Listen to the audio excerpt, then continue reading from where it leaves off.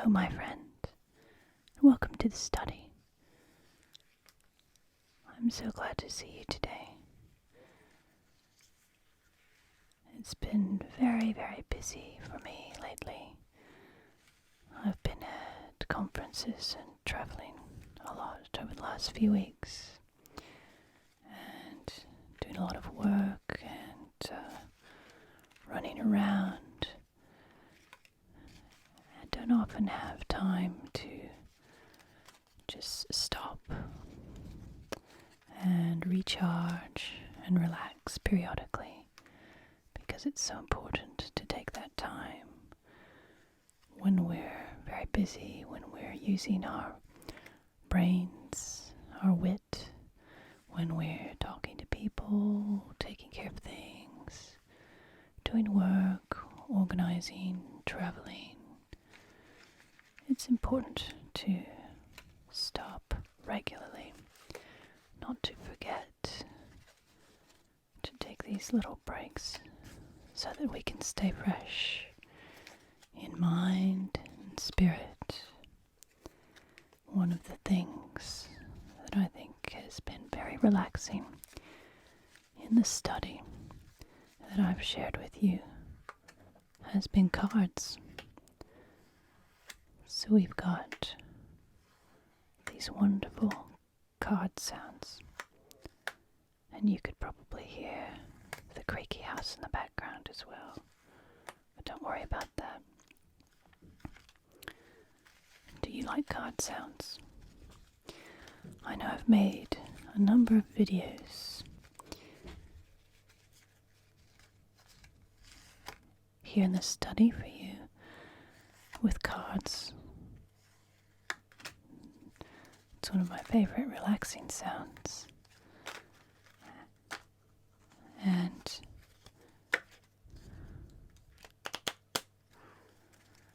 we have shiny cards, Pokemon cards, cards with artwork on them, like these ones, about medieval knights in armor. We've also played a little bit of Piquet, and we've talked about history, art, literature, and painting and costumes and all kinds of things with these wonderful card sets in our Piquet playing videos. So what I've done for you today, if you'll indulge me just one last week, as I've been so terribly busy, is to compile this video of my very favorite card or Piquet playing videos for you. So upside down, we'll put them like that. So if you're studying or falling asleep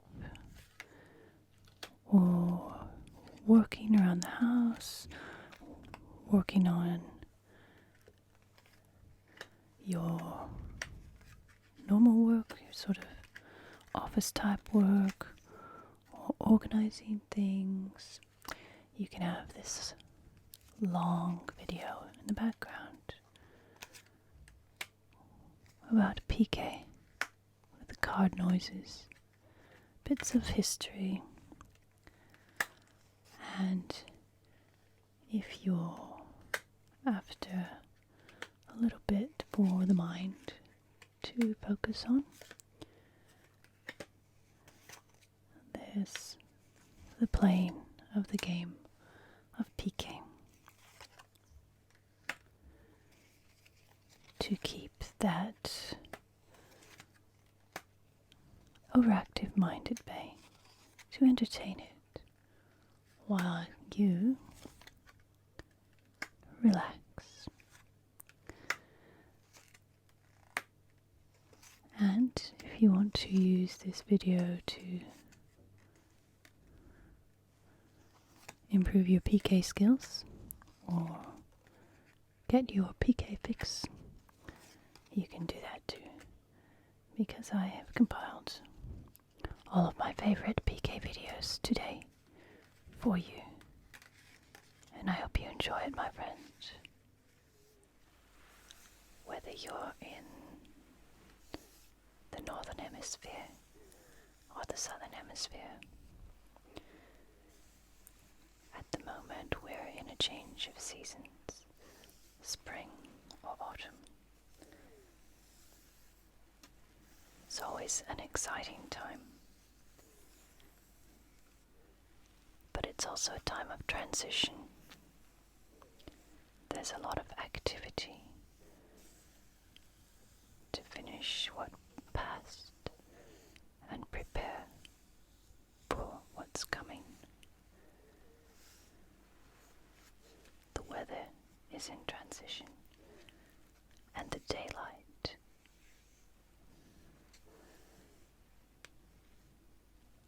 In the Northern Hemisphere, we might have a sunny day one day and odd snow flurries the next.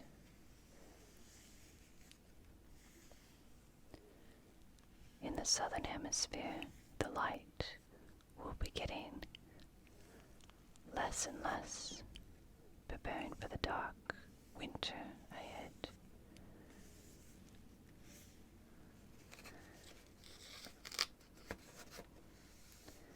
Relaxing is as important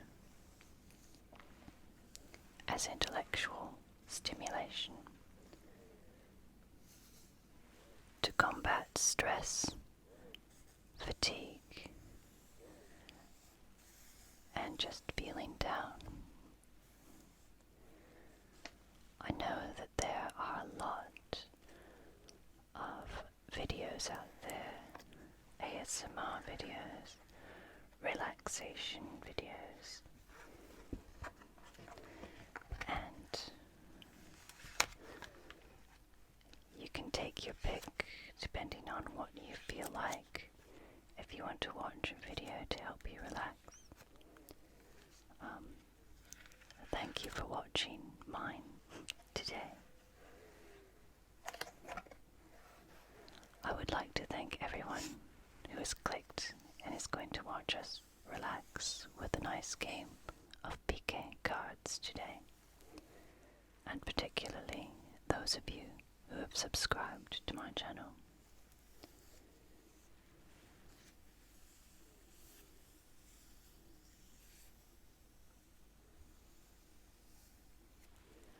If you have not yet subscribed, please consider doing so. Today, we're going to spend some nice, relaxing time in the study, playing some cards, and learning a little bit of history about the royal and delightful game of Piquet. And if at the end you did enjoy this video, do please like and consider subscribing.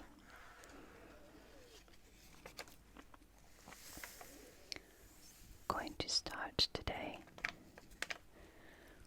with an article from the New York Times, published October 8th, 1871.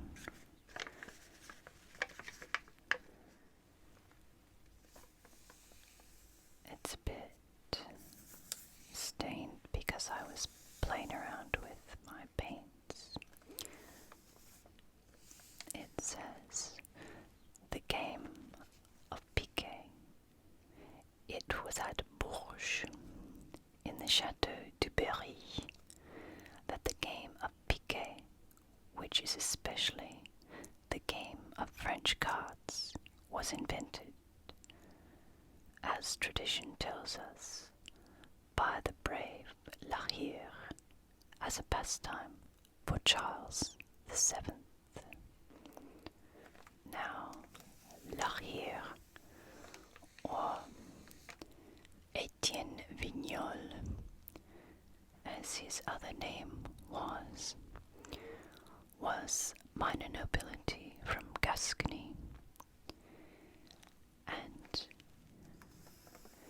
he supported Charles VII in the siege of Crecy in 1419, and in 1429 he was among the support for Jeanne d'Arc in the siege of Orléans.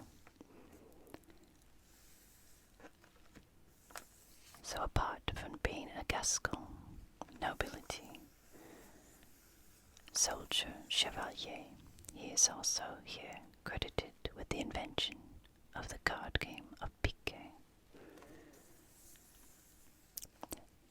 The Italian tarot had long been known, tarot being a game in Italian tarocchino, and there are variations of it throughout Europe, hence the French name for deck of cards, tarot.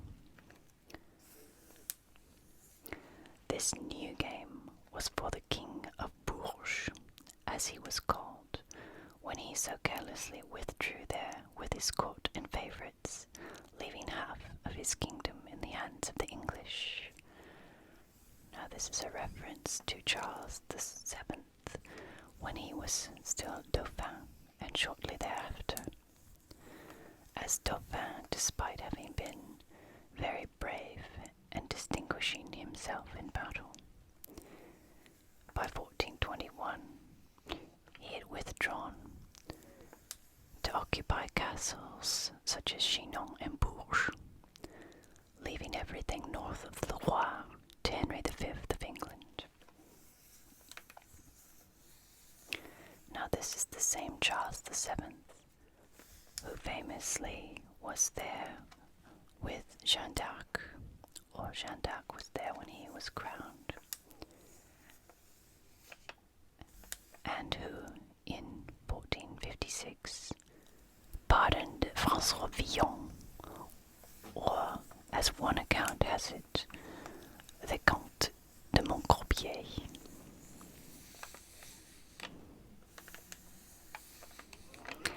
As for the inventor Etienne Vignol, surnamed La Hire, he had ever his helmet on his head and his lance in his hand, ready to do battle with his master's foes, and after a life spent in the field, he died of his wounds in 1442.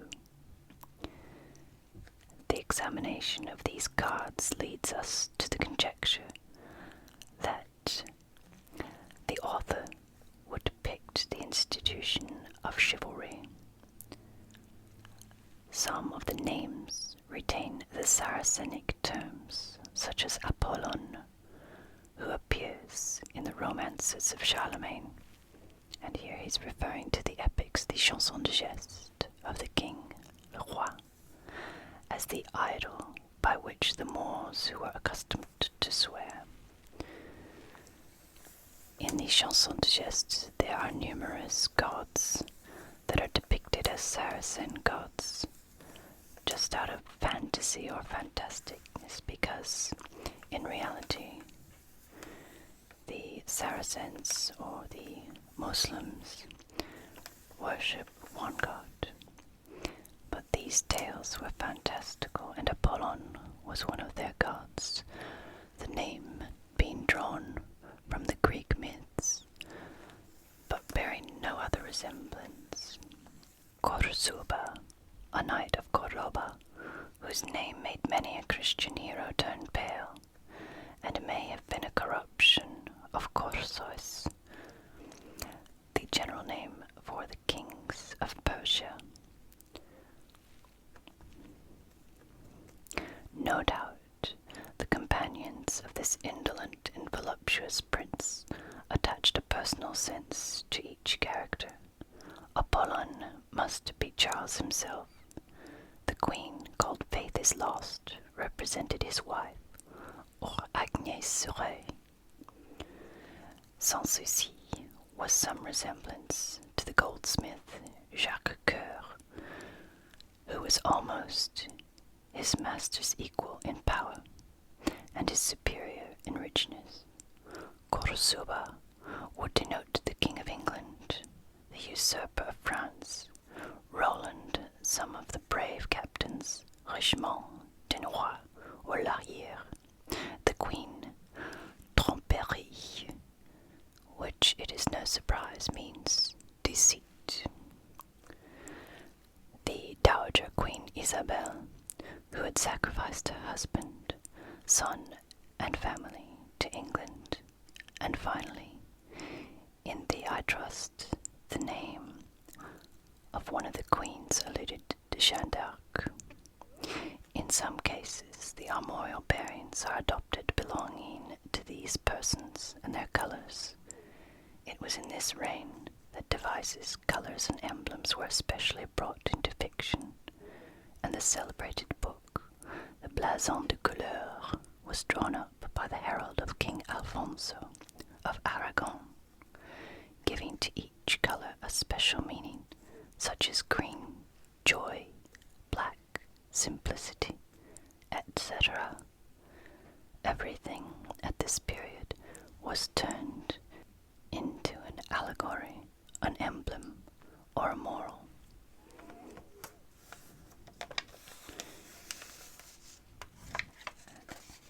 And there we have an article from the New York Times that might have been read over breakfast. And so now we turn to a little book called The Royal and Delightful Game of Piquet, written in French and now rendered into English out of the last French edition. London, printed for J. Martin and J. Ridley, and are to be sold at the castle in Fleet Street, near Ramsgate Alley, 1651. That might be Ram Alley. This would have been a small little pocket book. I've seen one in a library.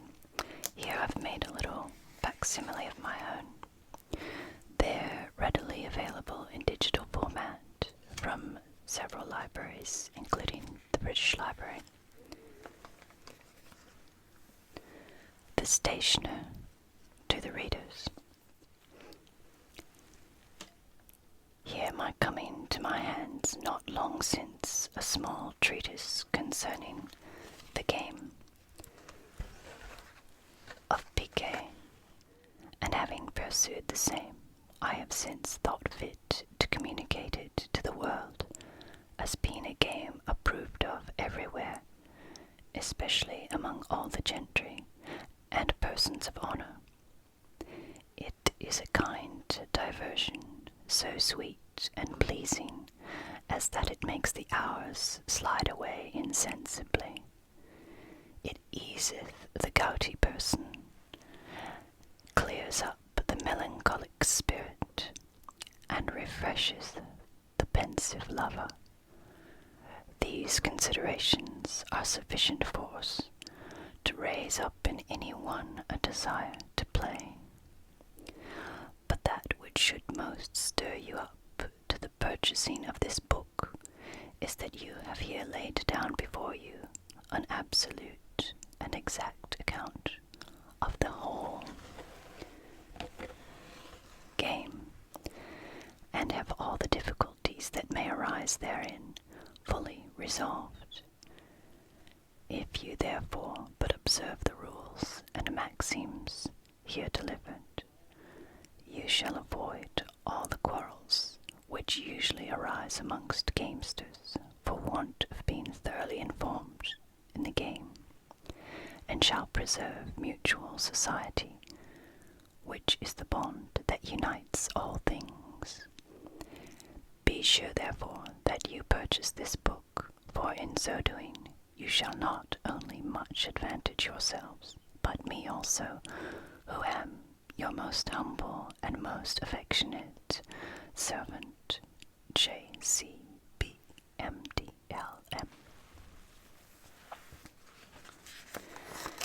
And what follows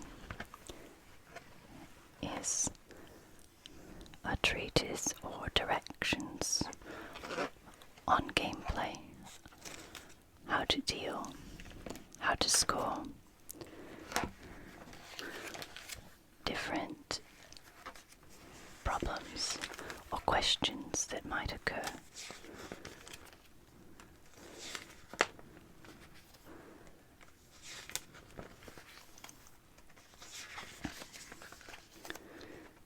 And at the very end, just in case some difficulties do occur,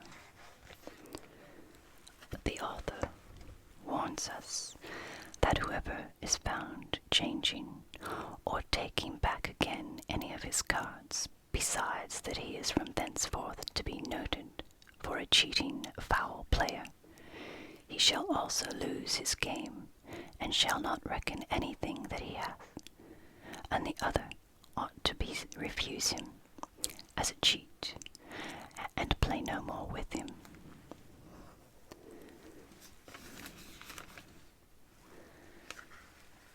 And there is the end of the little treatise on the royal and delightful game of Piquet. Let's play. This is a little scorecard I've made up. And if you've played Piquet with me before, you're sure to enjoy this game. I will explain the rules a little as I go along.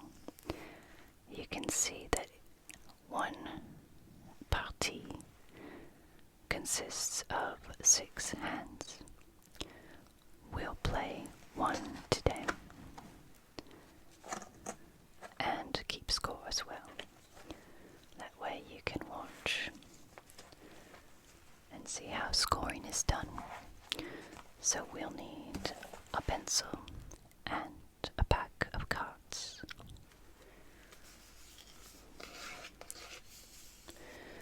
Let's look at these ones. Tarot français, des fleurs.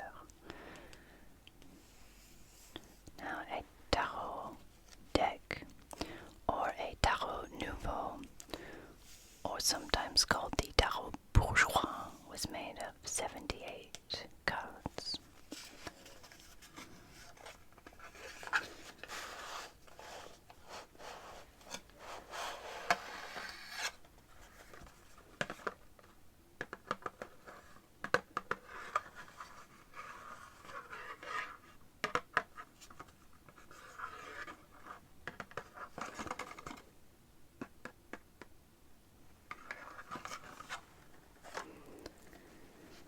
Here we have the 78 French cards. They're quite long, very nice to hold on to, and as it's a new deck, it's a little slippery, so very nice. There's also the rules for the game of tarot, which is also a fun game, but we're going to play Piquet, which means that we only need the 7 through the king plus the ace.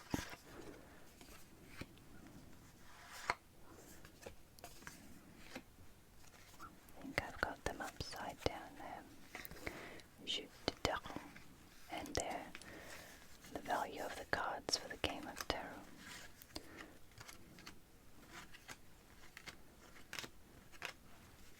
Set those aside. We'll use those.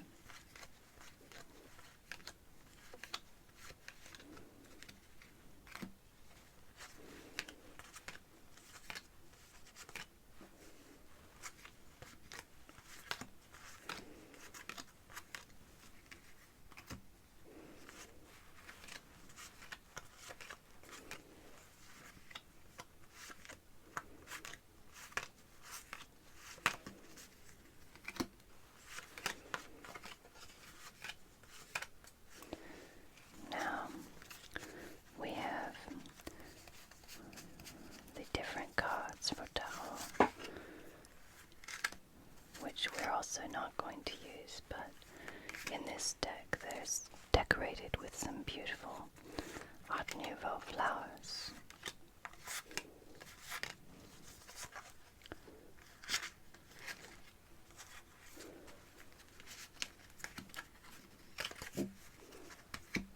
But we're going to use the Jack or the Chevalier.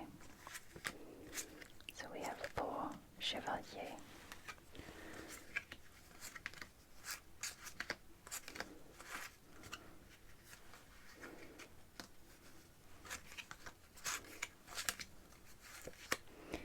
And we're not going to use him.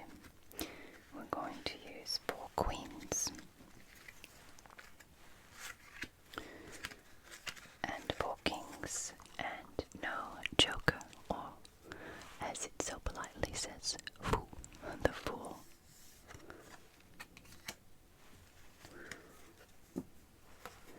Now if you wanted to use these ones for the Jack, you could. We're going to use the ones with the horse because they're pretty and I like them. Now we're going to shuffle these. So you can see it's quite a small deck.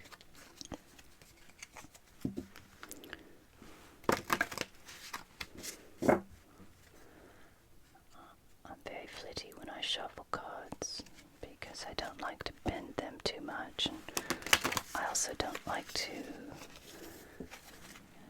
mar the edges, so it turns out to be a little bit messy, but at least the cards stay looking fairly decent and easy to play with. Just going to give it a few more shuffles.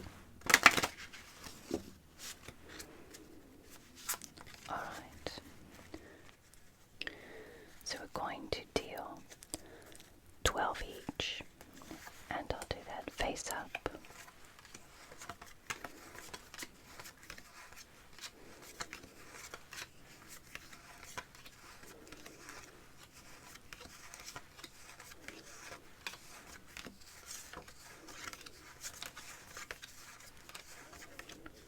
And the rest are our trading cards. Now these actually, I think I'm going to shuffle and do them so we can't see them, just to demonstrate. One pile will have 3, the other pile will have 5.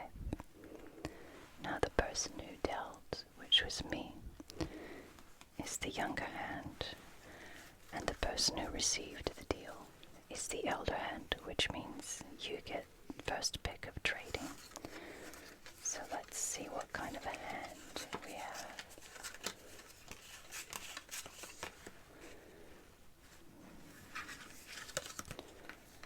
And remember, the ace is high in this game. So we have a very good set there of spades.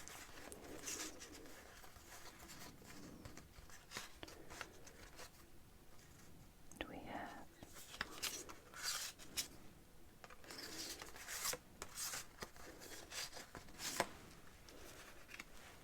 3 diamonds.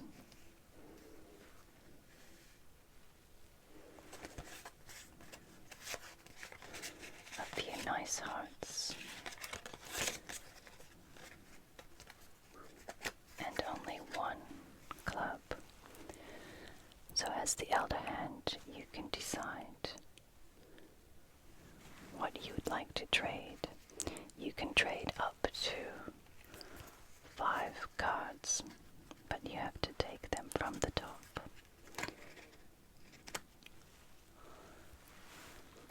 So as you only have 1 club, you can trade that one. The 7 and 8 do very little there, so we can trade those. Here you have a run or a sequence here, and you're missing the king. It's possible if you trade something you will get the king. If not, it's up to you whether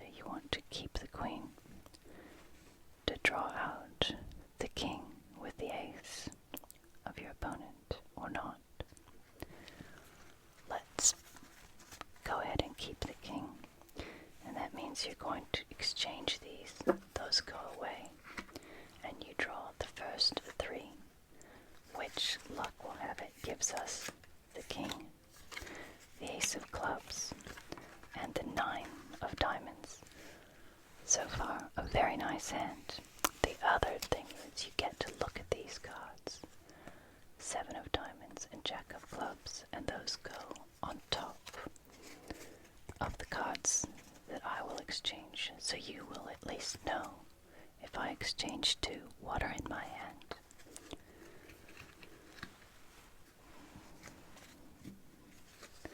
Let's look at my hand. I'm allowed to exchange as many cards that are here, which are 5, or up to 5. So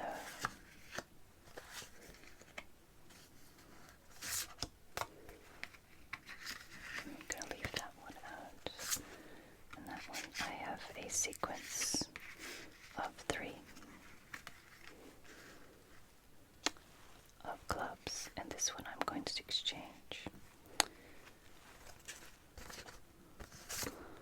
I have a sequence of spades, which are quite low. Only 2 diamonds, but I'm going to keep the 8 because the king always needs a buddy if he's by himself. And I have a sequence of hearts. So what I'm going to do is keep the hearts and take a chance exchanging 4 cards. So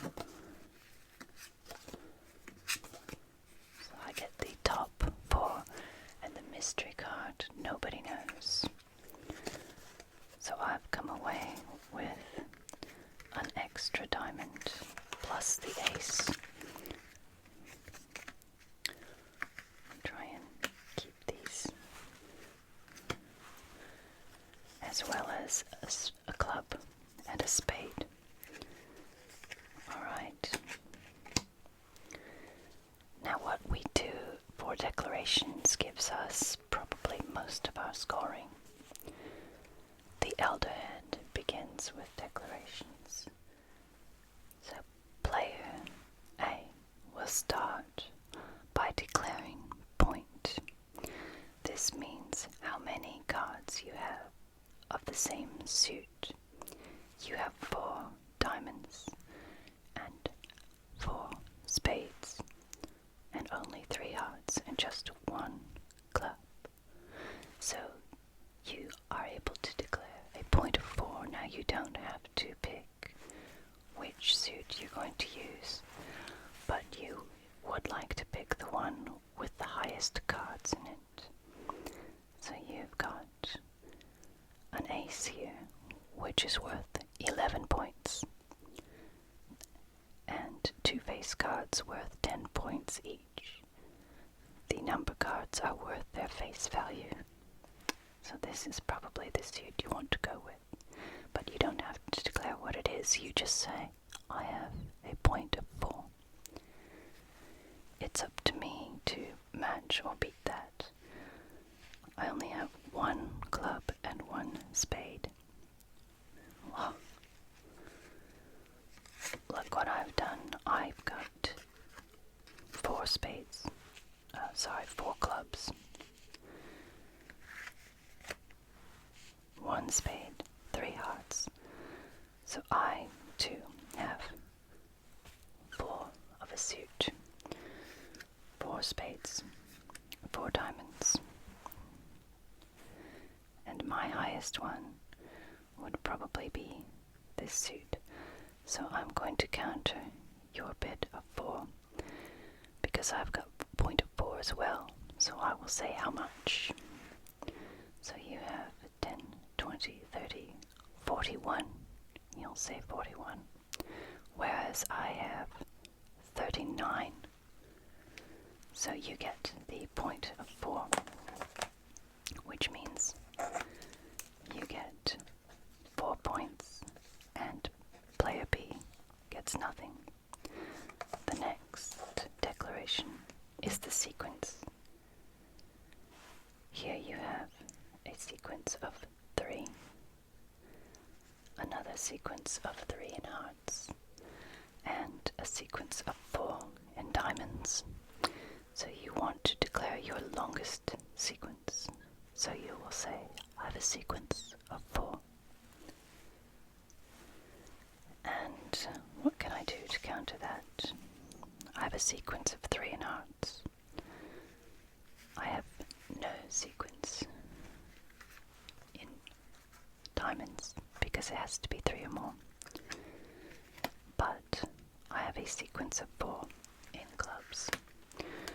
So what I will do is say how high, because my sequence ends with a queen. But your sequence ends with a queen as well, which means we both get the sequence. So we have a sequence of 4 and a sequence of 4. The next declaration, which is always your privilege as elder hand, will be sets. So a set, you have 3 queens, which is a trio, and that is all of your sets because there are only 2 kings. 3 aces, how did we miss that? So the highest one would be the one to go with, 3 aces. So you can declare 3 aces, a trio, tiers. And I have nothing to counter that 3 aces. I have 3 jacks. But that will not beat 3 aces. So you get 3 aces. So that will be 3. You also can declare your other sets now, which are 3 kings. That's another 3. And 3 queens, another 3. So you have 9 points. And because you won the declaration, I can't declare my other 3 things. So now we start with our play.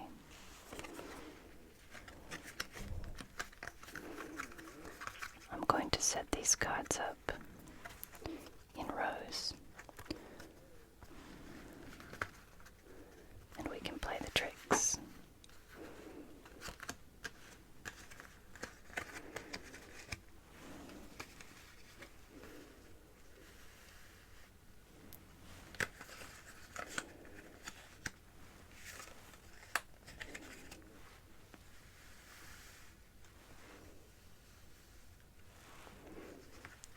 Hopefully we can make sure they're all visible there.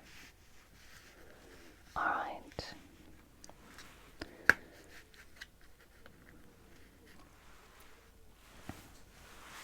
So each trick that you play or take will give you 1 point.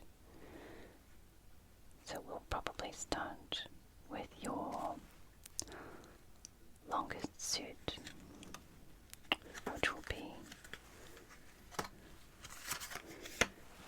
your spades. So you'll say 1. I can only play my single jack of spades or chevalier, so that 1 goes to you. Now it's up to you again. 2.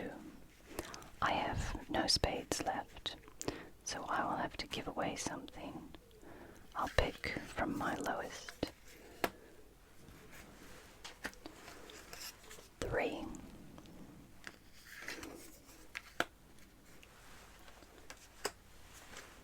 4.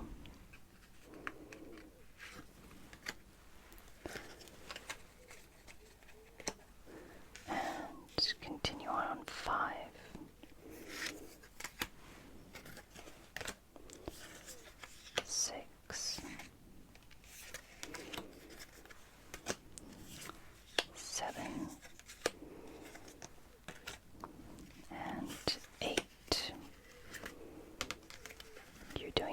well.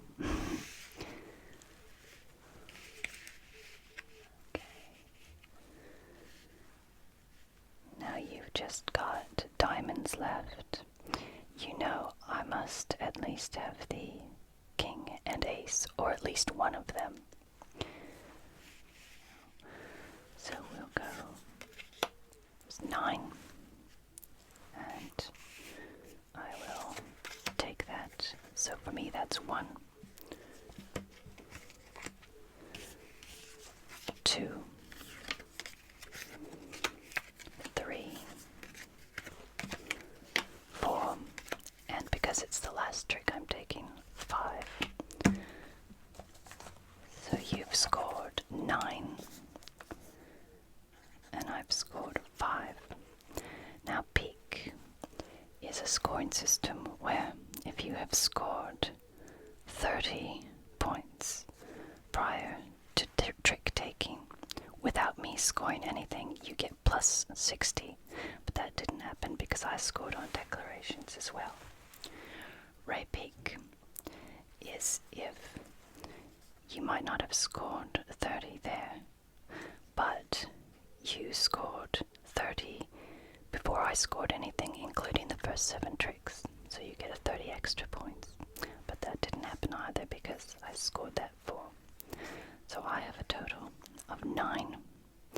And you have a total of 26. There we are. And we bring that down.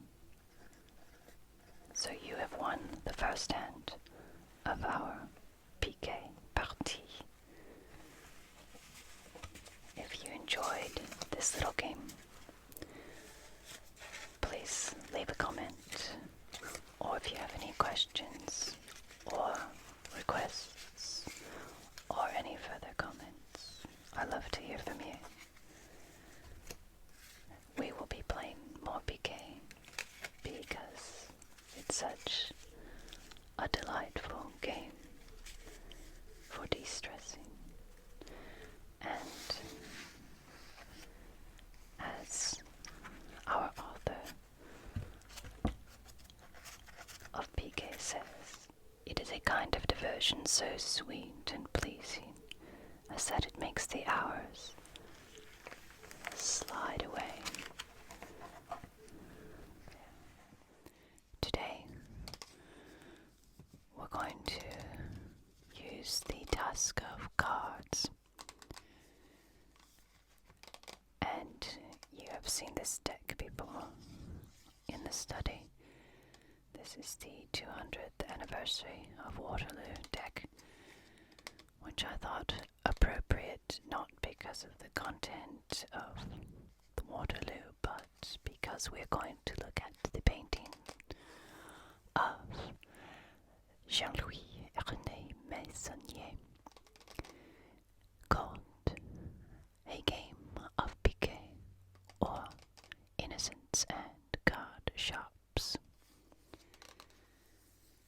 And this deck has some beautiful paintings on it as well.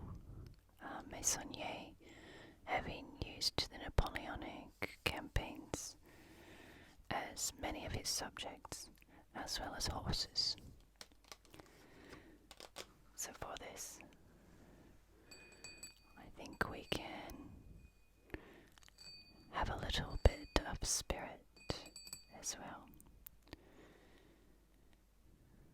And I've chosen this Spanish Mosca del Oro.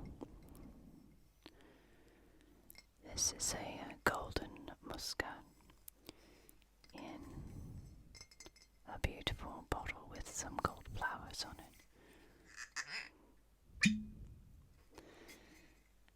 And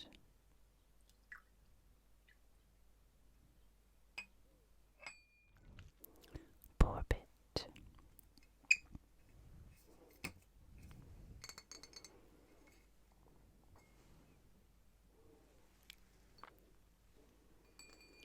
The glass sounds nice, even though it's got a little bit of lime scale on it. Sorry about that.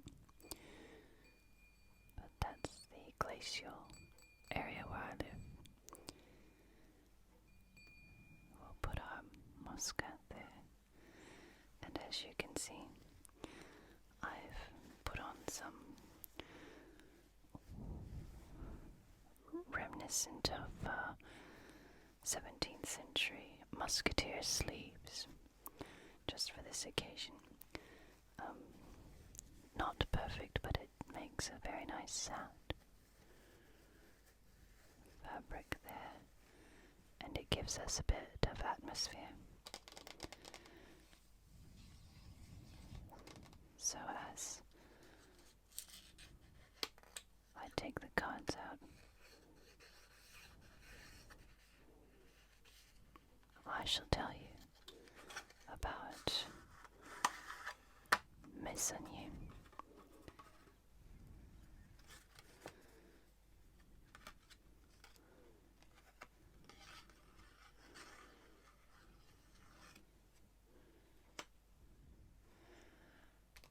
And then we shall play a hand or two of Piquet. Just you and me here in the study.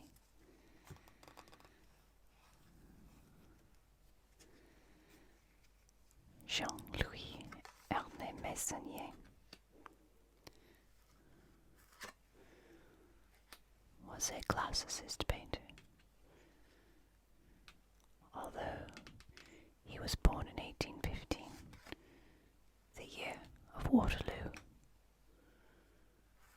of the Vienna Congress, and the end of the Napoleonic era.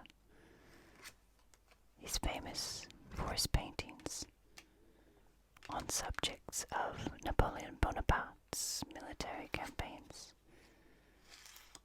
as well as other subjects of years and centuries predating those.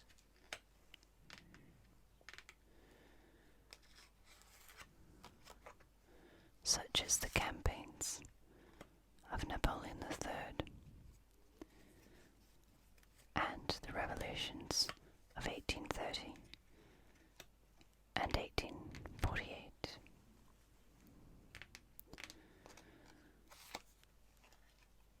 A legend in his own lifetime, Messonnier was the grandest, richest, and most expensive painter in France in his day. In fact,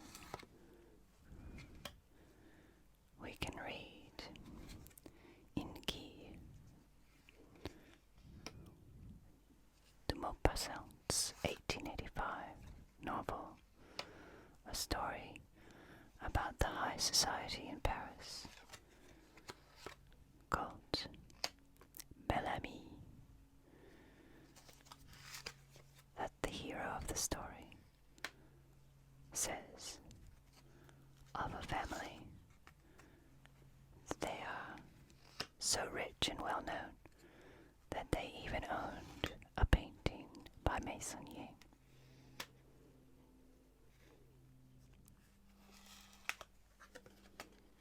Messonnier's mastery of fine detail and his use of what can be seen as a precursor to tonalism, where an artist uses tonal values, mainly blues, greens, greys, or brown mist, to dominate and to create an atmosphere in a particular work.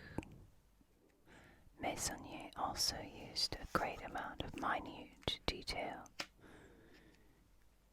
impressing the English artist of the 19th century, John Ruskin, with his ability to notice and depict the tiny as well as the great.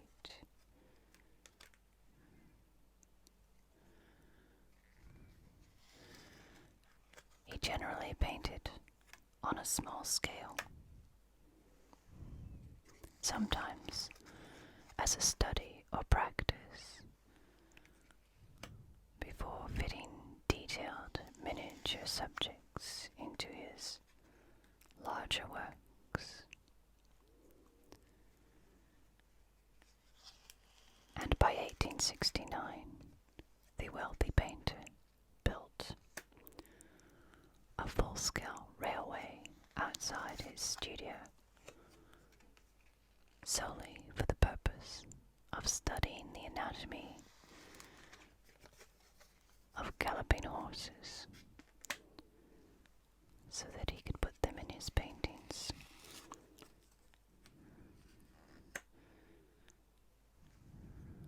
And he was a great painter of horses and cavalry.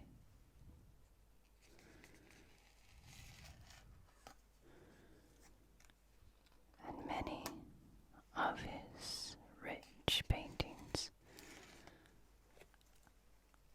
while 19th century, are reminiscent of Dutch painters like Vermeer, Hals, and Rembrandt.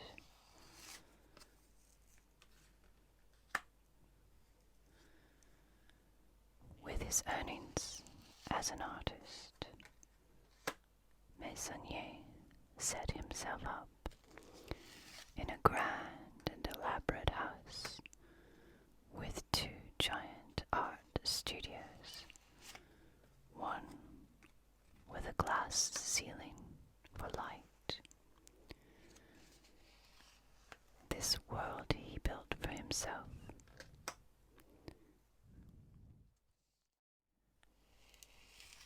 Along with his temperament, he once remarked, belonged quite to another age, nullifying critics' negative appraisals that he was an old-fashioned painter at the beginning of a new age of painting. In his own words, he was a painter of history. He enjoyed and excelled at depicting scenes of chivalry, whether in Bonaparte's cavalry and army or in his contemporary setting.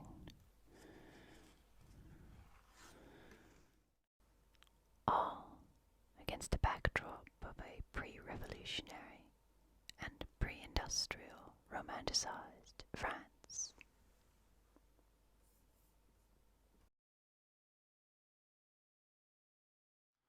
Background and landscape.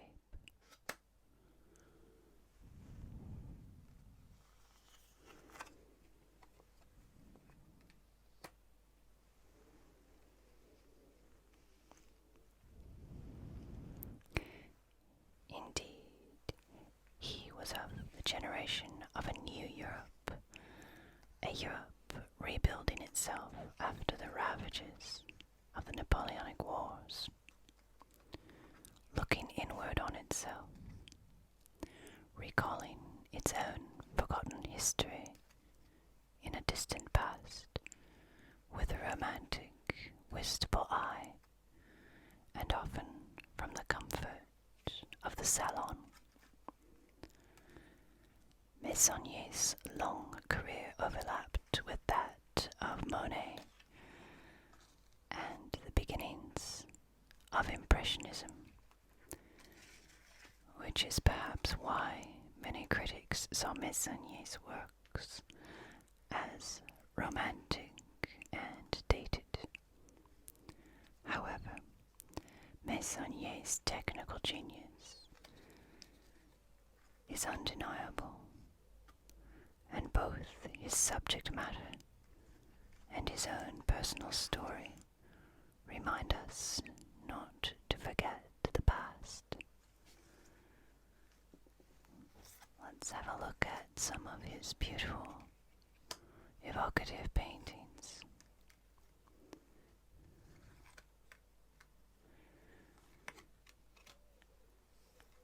going to be looking mainly at his painting titled A Game of Piquet, Innocence and Card Shops.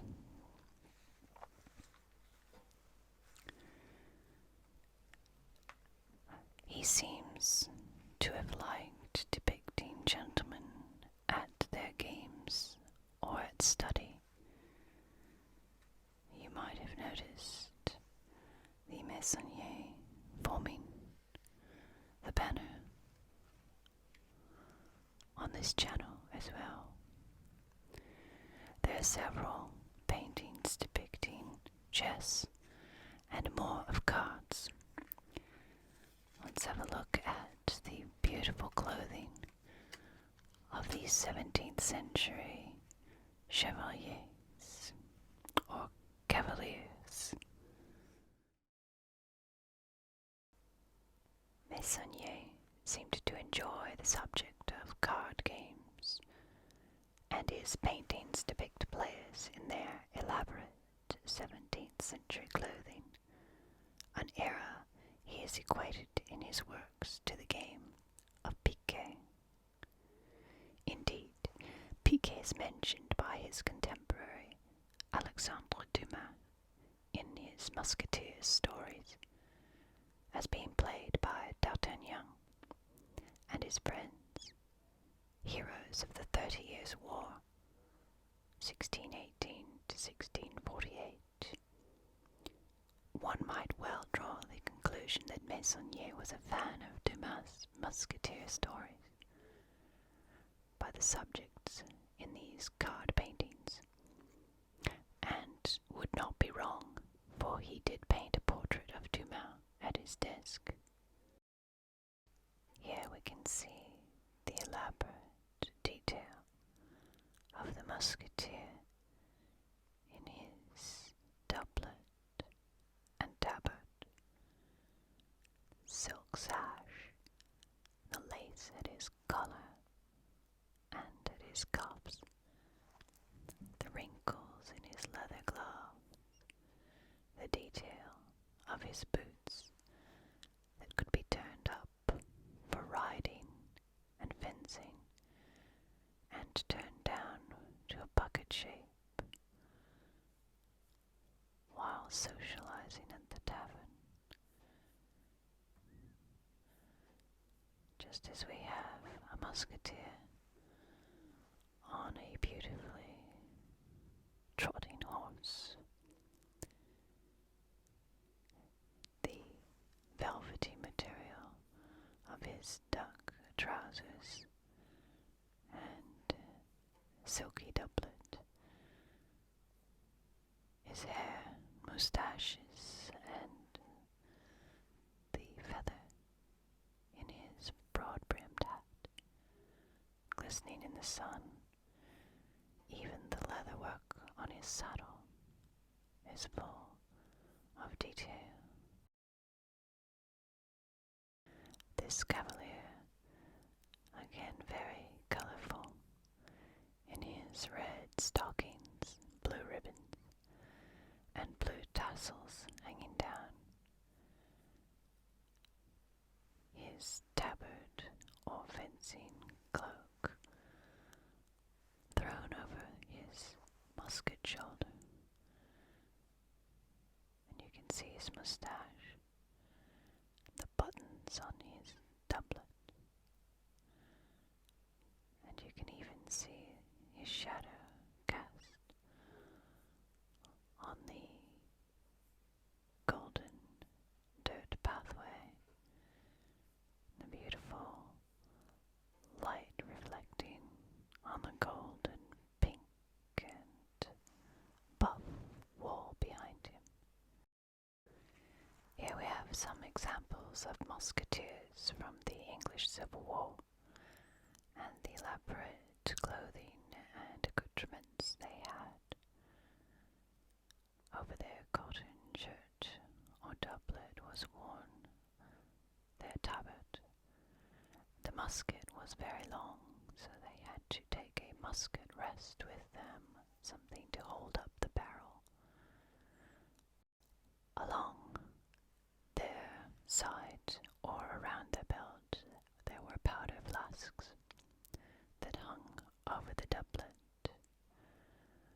they also carried a sword. This is an illustration of the colourful clothing worn by musketeers and arquebusiers.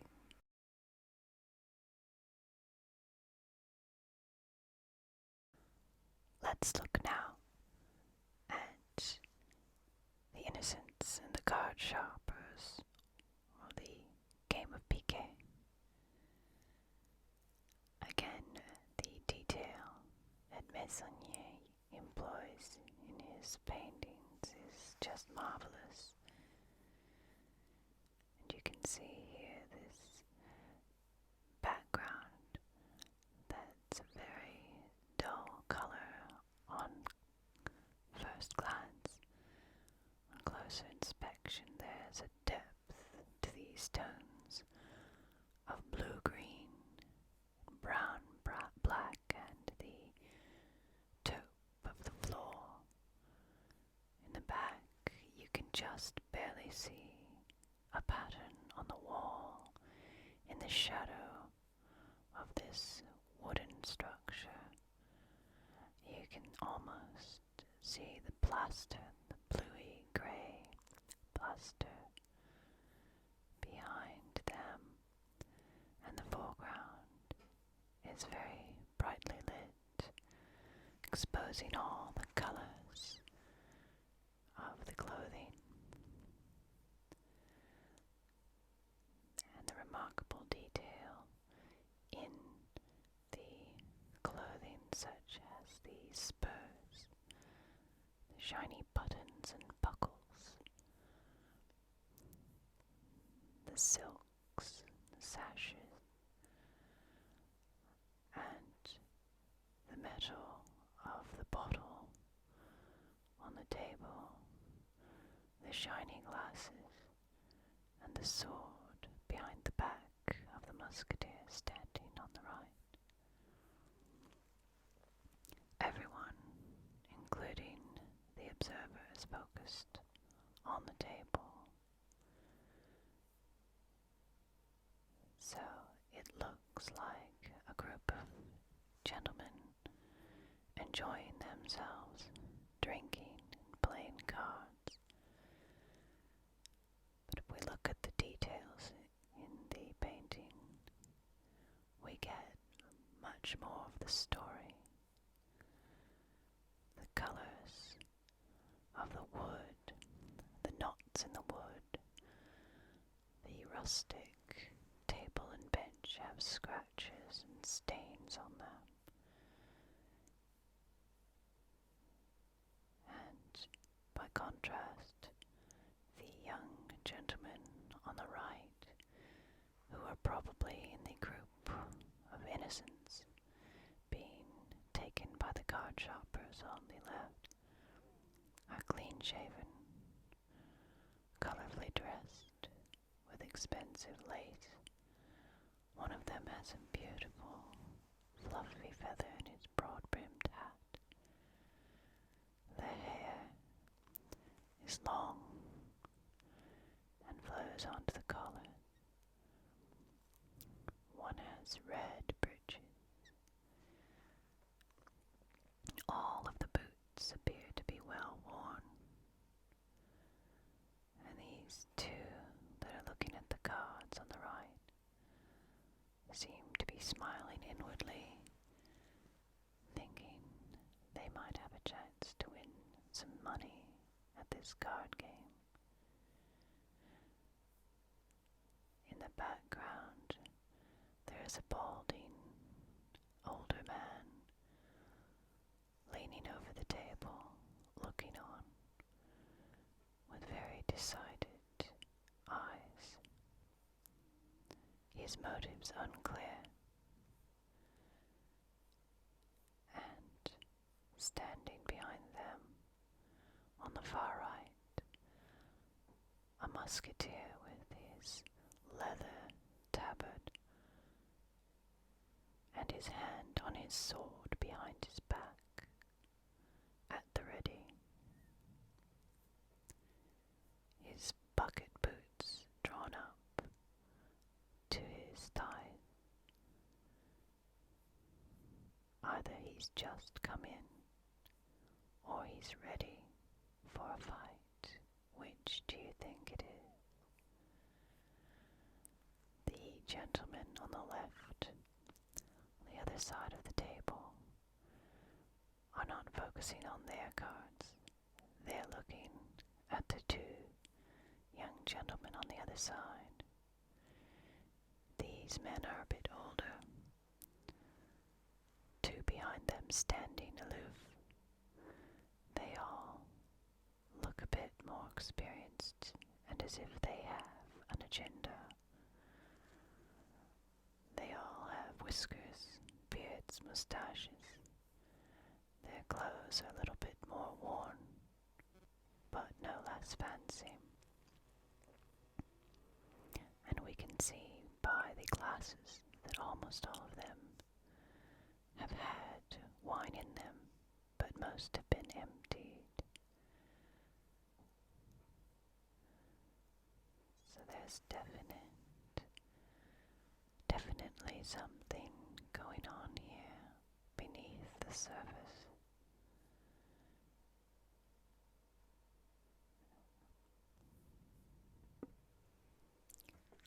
Let's play some Piquet.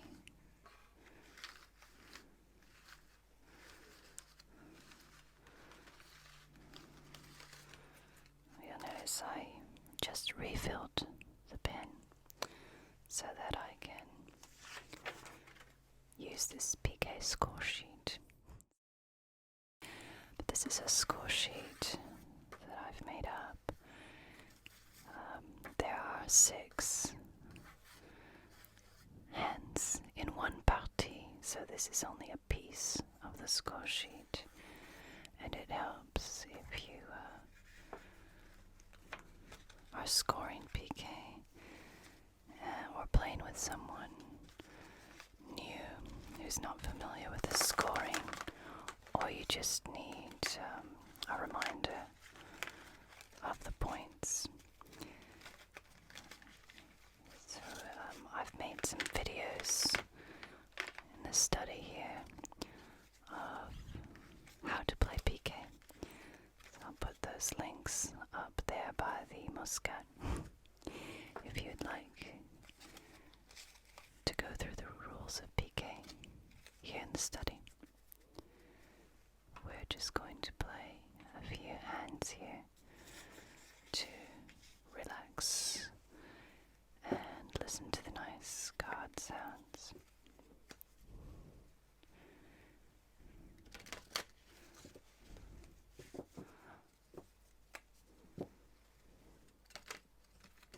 Try not to bend them, although there are cards, we can play with them if we want, can't we? We can do whatever we please, because this is the study. It's our place. Alright.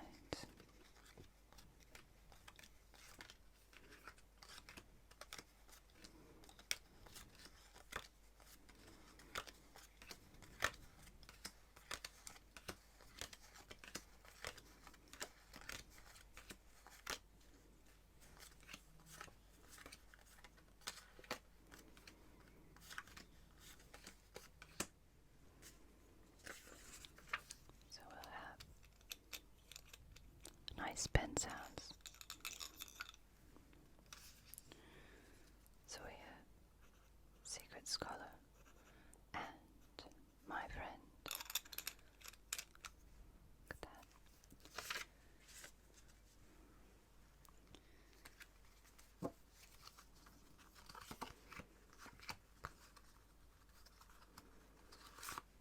Nice, quiet card game.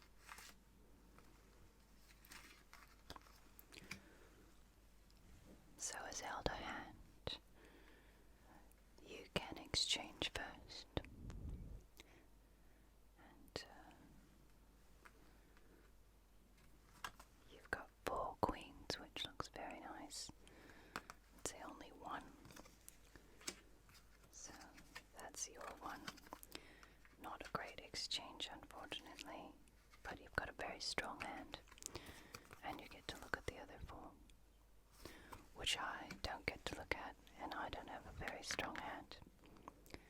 So I'm going to trade 4, because that's as many as I can trade. Oh, in fact, I can trade 5, which I will do. Let's go with that one. So I pick up these 4, and the last one there, and we have 2 mystery cards. So not a bad trade for me.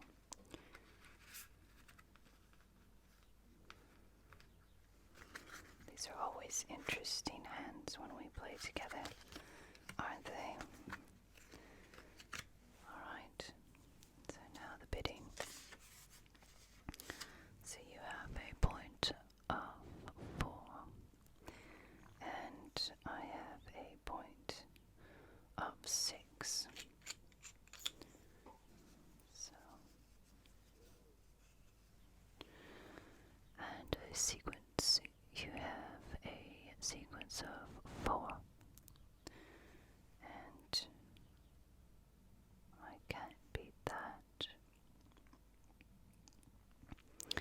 So that's yours.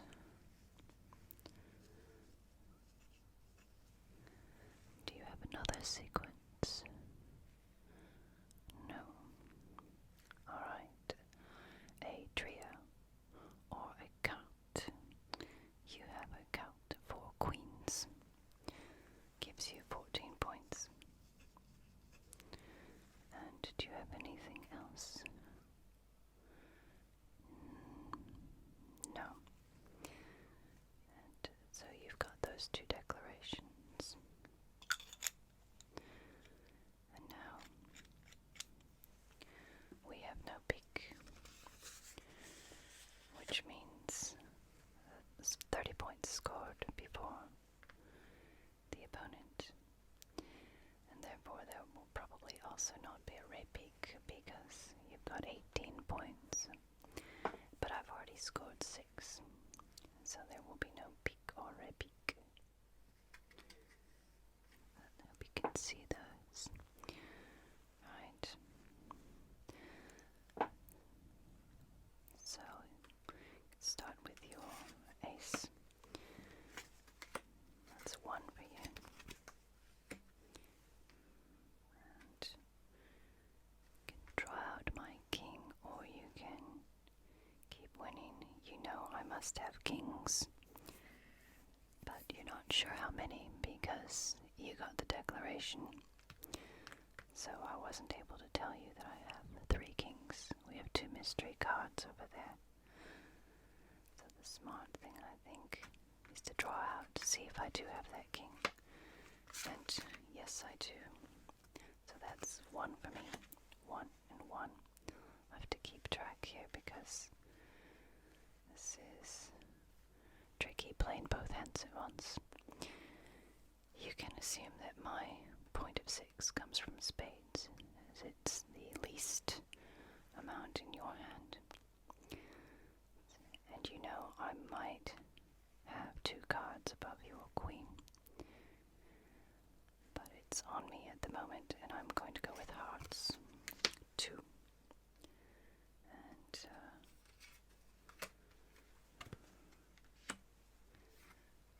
3. Haven't got that queen yet.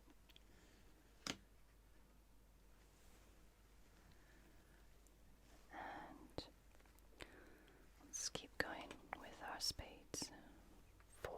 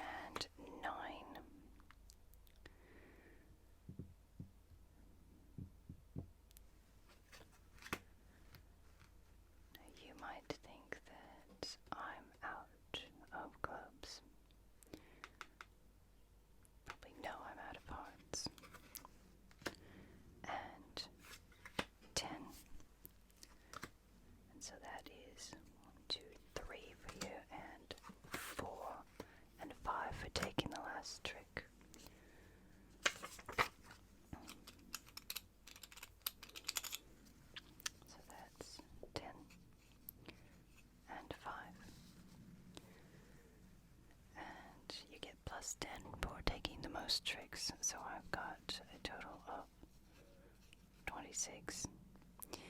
And you have a total of 23. Very close. Shall we play some more? Why not? Let's see what those last two cards were. The King of Diamonds and the Nine of Diamonds, which we kind of already knew because that king never turned up in that hand.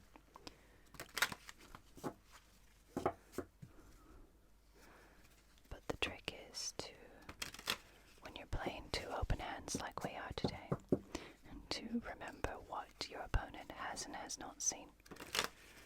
So we will each know certain things, mostly through our declarations. Let's have some more card play and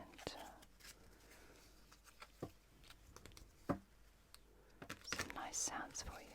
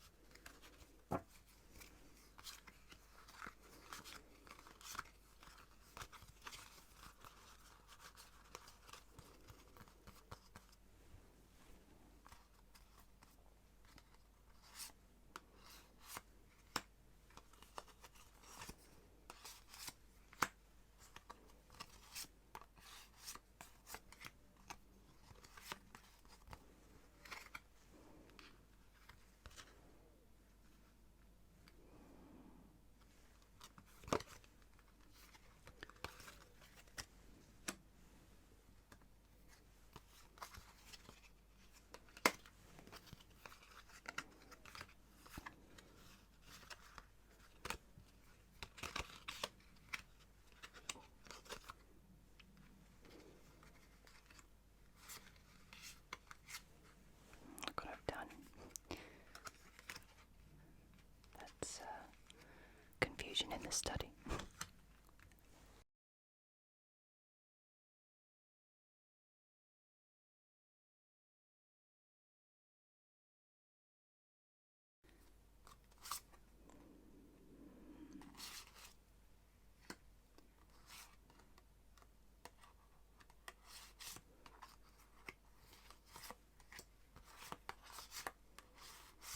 Wow, look at that.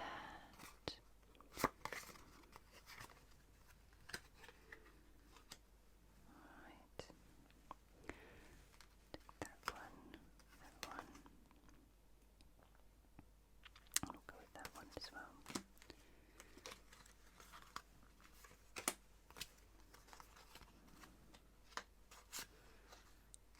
Not bad at all. Look at that. That is an amazing run. Just missing the queen. Alright, so I've got a point of 5 and you've got a point of 7.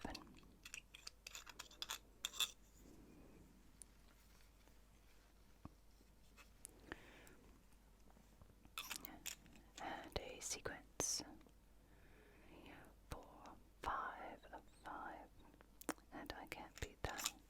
So that's a sequence of 5 plus 10, because it's more than 5 or 5 or more, it's 15. And trios and cartes. 9, nothing, 10 or above. And I have 3 aces and 3 queens. So that's 6 for me.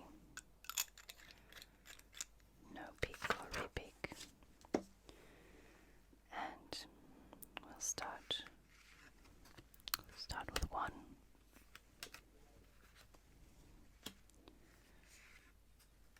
2. 3.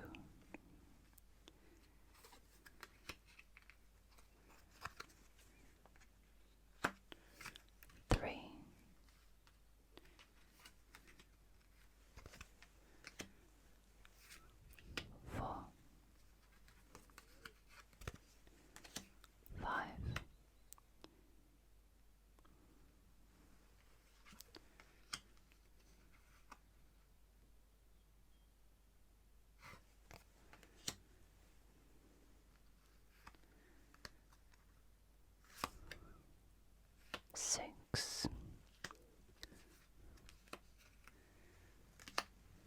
7,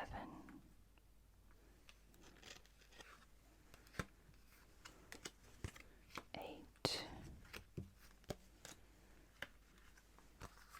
9, 10,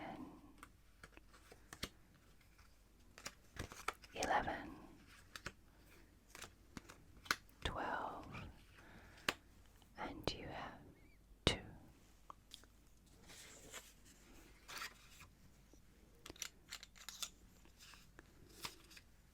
So we've got 12 plus 10 is 22, plus 6 is 28, and here we have 24.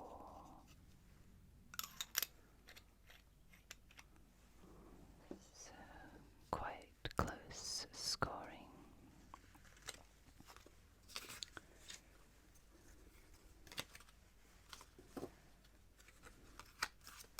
Those are 10.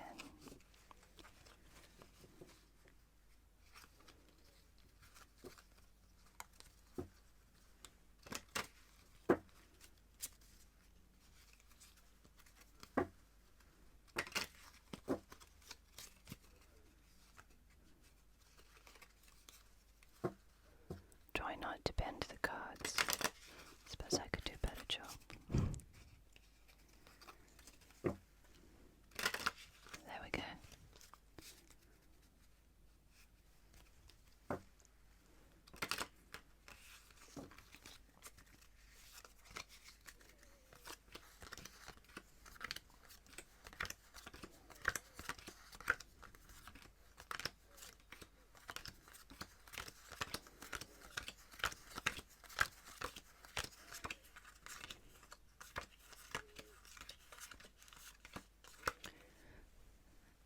It's easy to imagine how with these big puffy sleeves and even the big jacket cuffs that these Meissonier card players wore, it would have been to just stick a card or two underneath.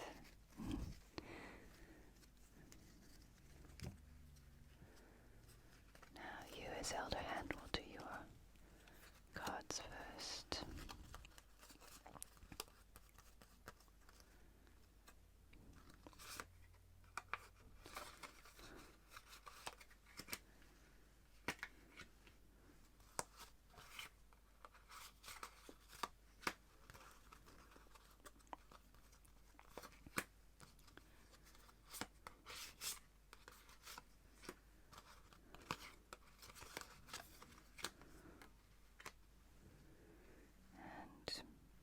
Let's see.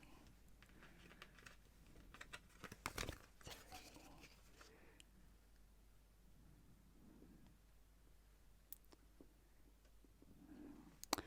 Let's go for 5.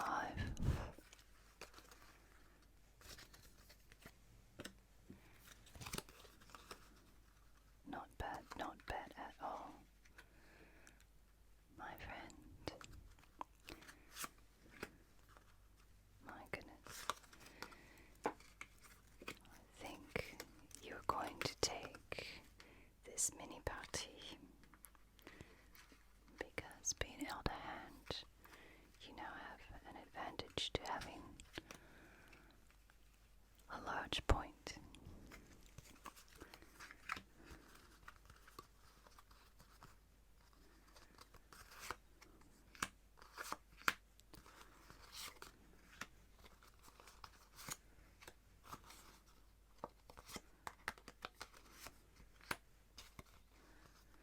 You can fairly assume I have absolutely no spades. In fact, it's more than an assumption, isn't it? Let's get rid of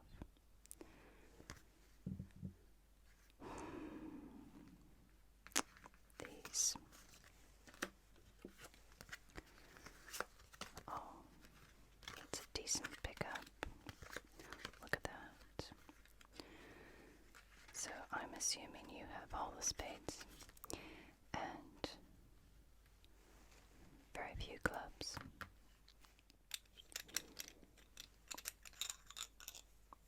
Pen. So you have an unbeatable point of 8.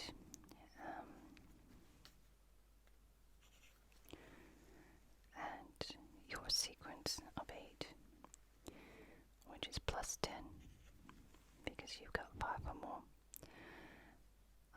gives you also a trio of queens. Can I beat that? No, because I have no spades. Oh, however, I have a trio of aces that will beat that. So the trio goes to me, which means there's going to be no pique or repique. And to the play, I've got to decide what 8 cards I can lose first. So 1, 2, 3, 4, 5, 6, 7, 8 to you. And I'll go 1, 2, 3,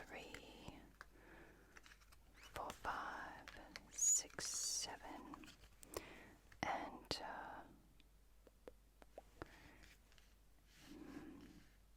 8. What do I want to keep?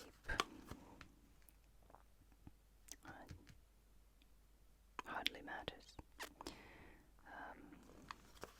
Yep. I'll go with 8. So 8 to you, my friend. And you have to put down a 9. 9. So that's 1 for me. 2. 3, 4, 5. There we go. And that is our last hand in the mini party. So 5 for me and 9 for you, which is 19.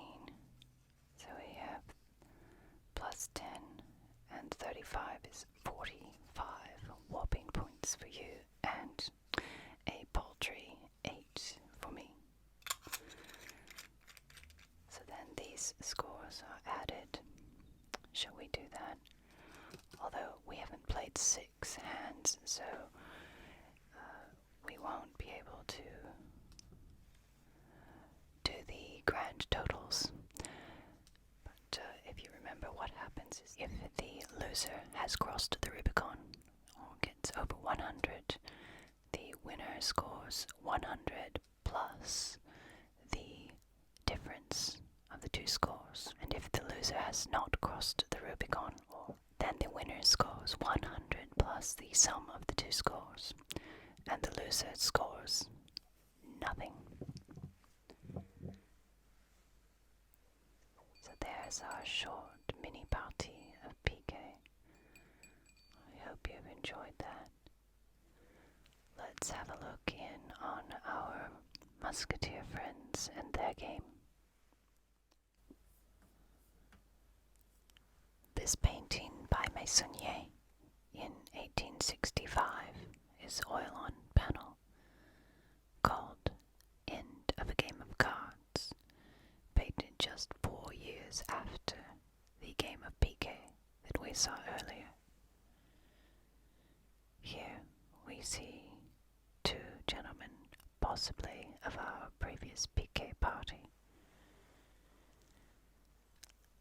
looking as if they've just finished a duel. Cards lying strewn on the floor, blood soaking into the floorboards, a few gold coins visible near the blade in the foreground. One lying very pale and dead, with his head on an upturned chair, the other clasping at his gaping wound as he seems ready to expire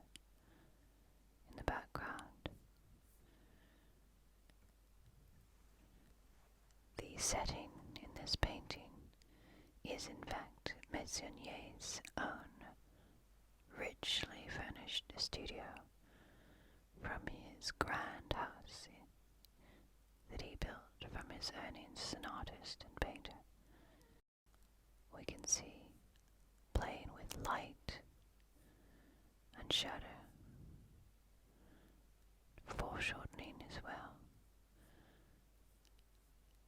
and minute detail in the buttons on the tabards, as well as the leather chair, the stonework on the fireplace, tapestries and painted wall in the background, and that buff taupe grey on the floor.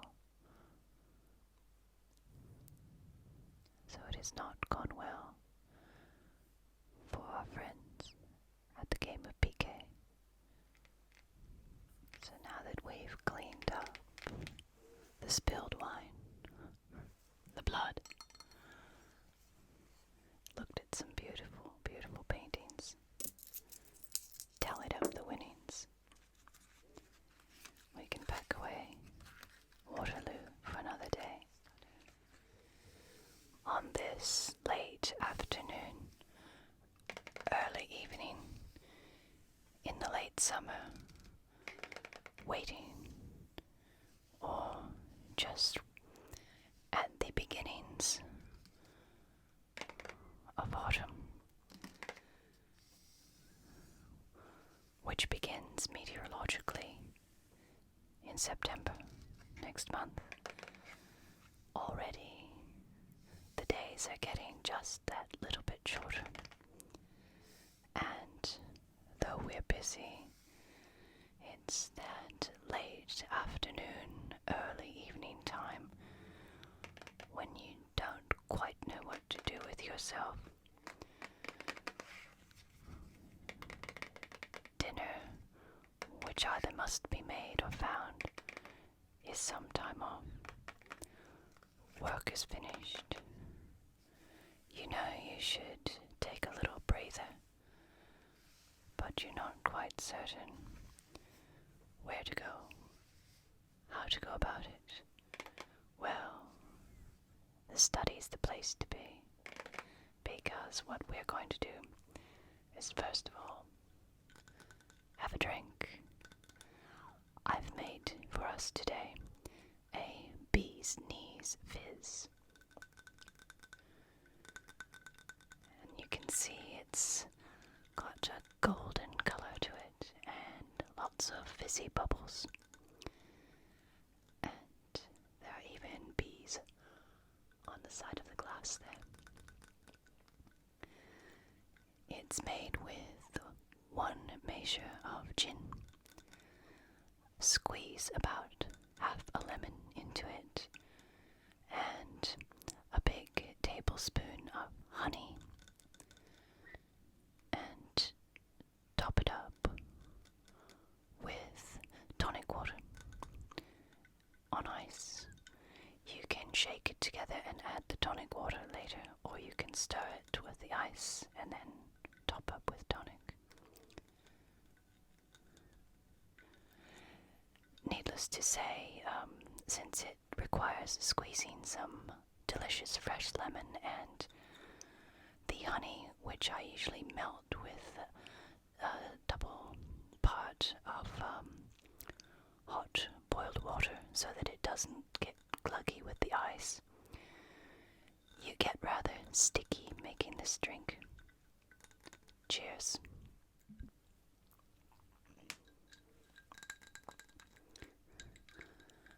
The ice hitting the side of the glass and that lovely cool color makes for a really nice late afternoon treat.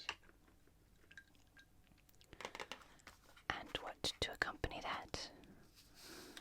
A little light mind activity, mundane, repetitive, but not overly so, with our new deck. Do you remember these? Cottage get some bright colors, and those late afternoon blues will just fly away. So I've got my scorecard here for Piquet. If you are interested, oh look, the cards have dandruff. If you are interested in a Piquet scorecard from Secret Scholar, just put a comment down below. I think this is the first time we'll be playing with these cards. Let's separate them. Do you like that sound? It's quite good, isn't it? So we don't need the whole deck because we're not going to play bridge. We just need 7s, 8s, 9s, Jack, Queen, King, 10s. And I've been putting the aces away. Look at that. I'm so distracted by your glowing presence. Let's see if I can pay attention to what we need here.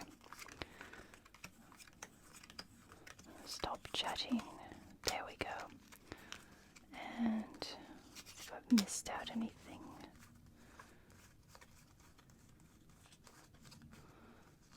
I think that looks alright.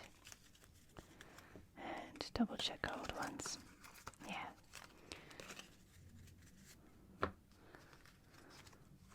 So even the cards are still shedding their little white paper bits all over our card plane surface.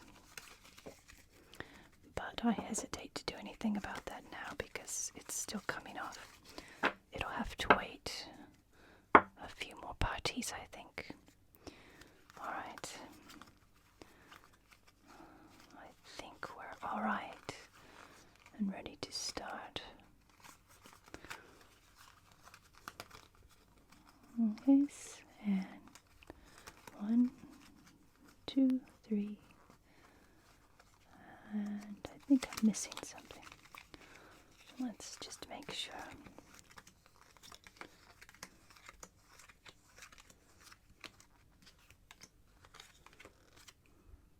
Oh, look what I'm doing there.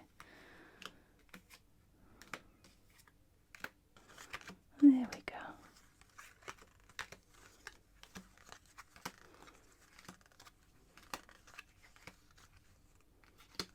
And one there.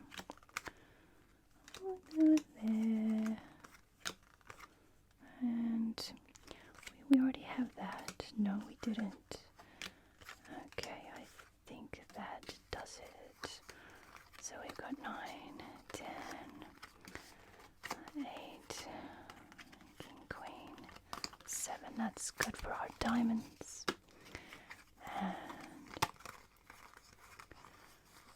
And that's good for our clubs. And hearts. Yes. And one.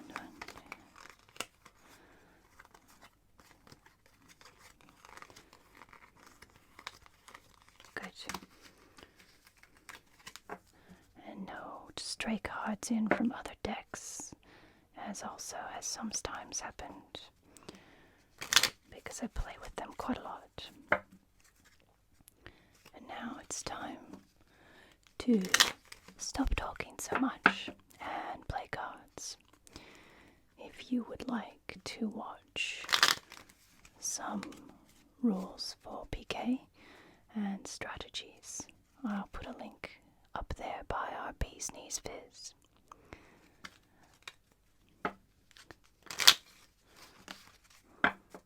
Let's sit and enjoy our evening. That limbo time between work and dinner and evening business.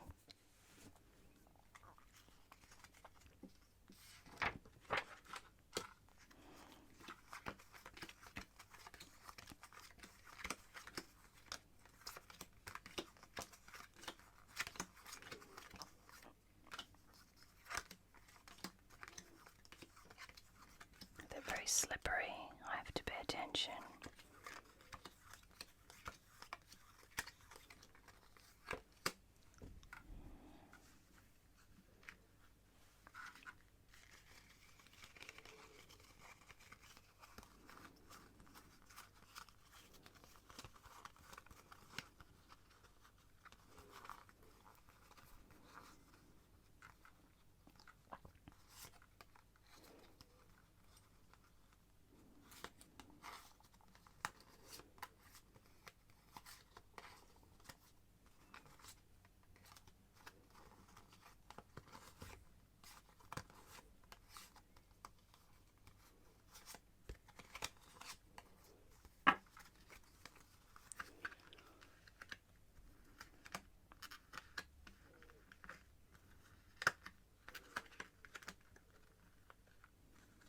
Still slippery.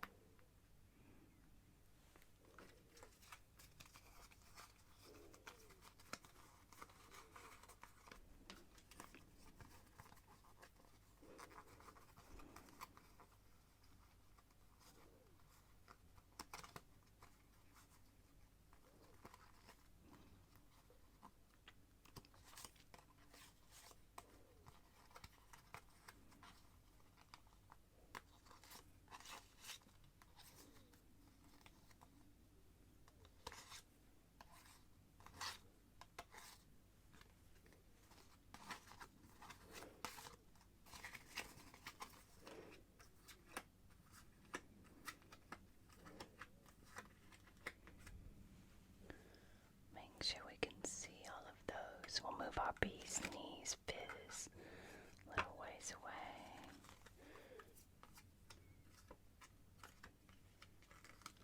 There we go. Okay.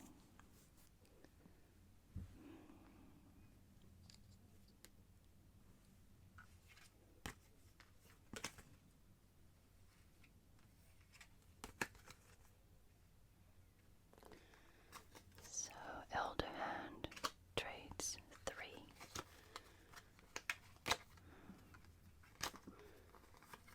So, I think that's let's say the top 3. It's better anyway. There we go. And the king's got his buddy. We can have a look at those now. And they go there. Alright.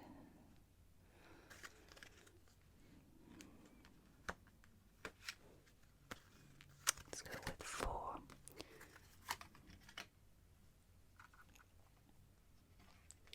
Nobody knows what that last card is.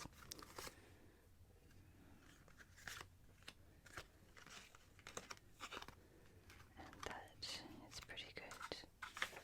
Alright, the elder hand begins with a point of 4, and we have 1, 2, 3, 4, 5, 6, a point of 6. So, player B scores 6. And now we have a declaration of 1, 2, 3 kings. I think that's 1, 2, 3, and I think that's all we can do there. 3 kings, and what has the younger hand got? Cannot beat that. So that's 3 for the elder hand. And sorry, that's 3 down there. I've written it in the wrong spot, but that's okay. Sequence. We have no sequences here, but the younger hand has a sequence of 5, which is good for the younger hand. So we have 15 because it's 5 or more. We get an extra 10. There will be no peak or ray peak.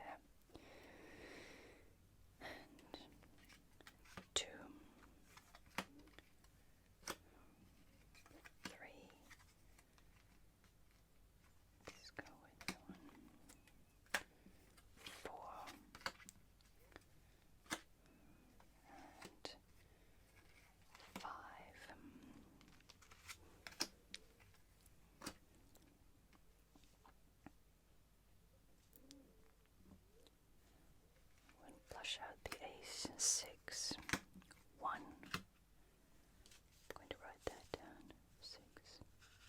Okay, 2.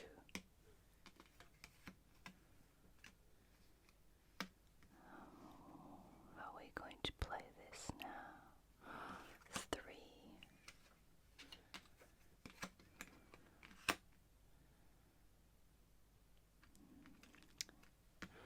4, 7, and 8. So it'll do 9, and 10, and 11. So 4 to the younger hand, and 11 to the elder, which makes 14, and a total of 25 for the younger. And we were missing the Queen of Hearts, as if you hadn't guessed by now.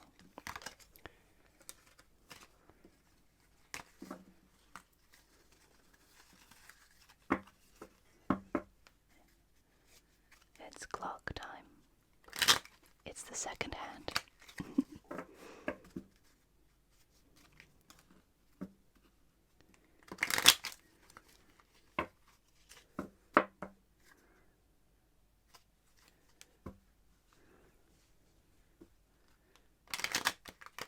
Did you read in the news the article about taming and keeping crows as pets?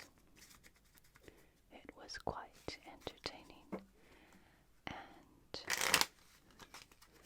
the man mentioned how it might be some sort of fantasy to train crows to attack your enemies.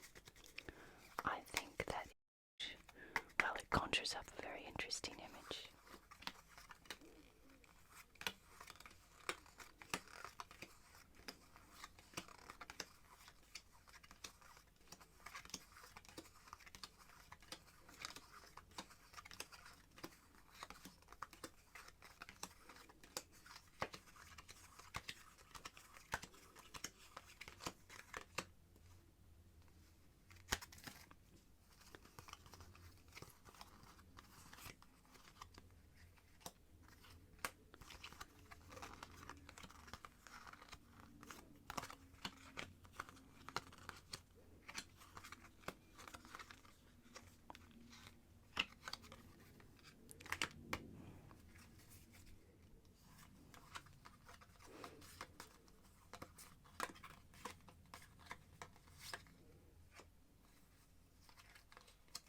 Wow, look at that.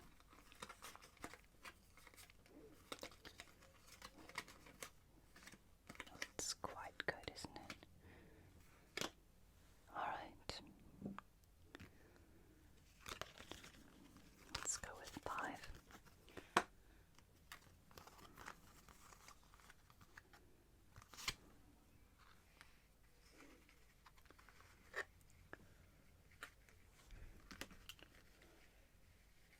So we can see all those. And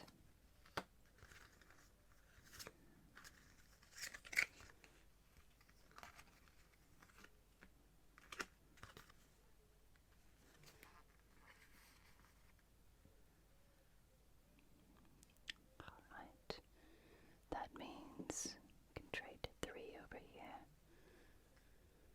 Let's go with these. Hopefully we'll get a partner for the king. Those there. Okay. And we have 2 buddies for the king. And our 10 here. Well, that gives you a very nice hand, my friend. Right, so I have a point of 7, which is quite good for me. And sequence of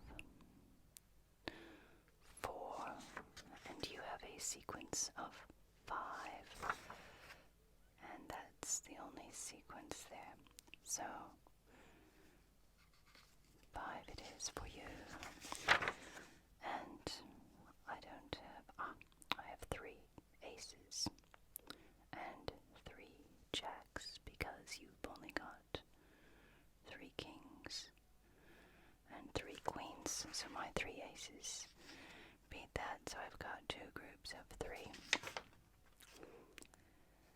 So that's 2 trios for a total of 6. Alright. 1,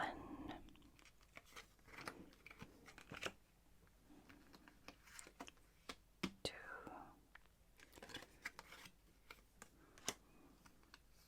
3, 4. Not looking good for the younger hand. 5, 6, 7,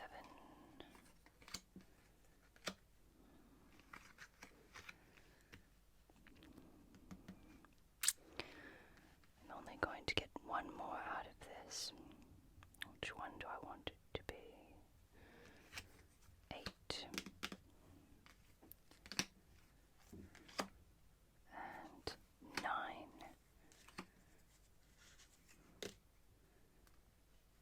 And that's 1 for you. 2.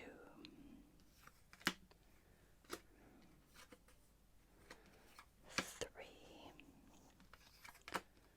And that's 10, 11, 12.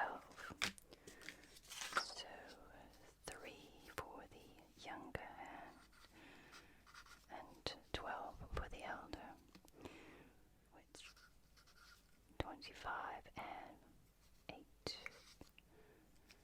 Time for the third hand.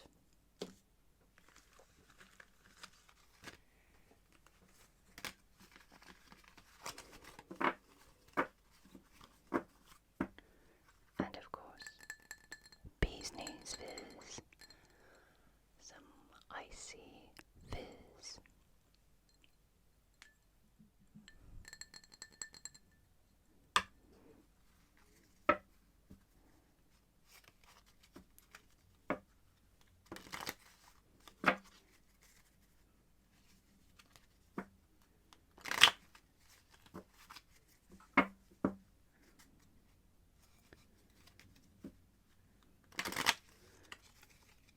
You might be able to hear the planes outside, the passenger jets, because it is the evening overseas flight time for all the overseas flights to leave, flying over the Atlantic, and occasionally the flight path from the large airport to the east comes over this village. You can tell when everyone's flying over the Atlantic.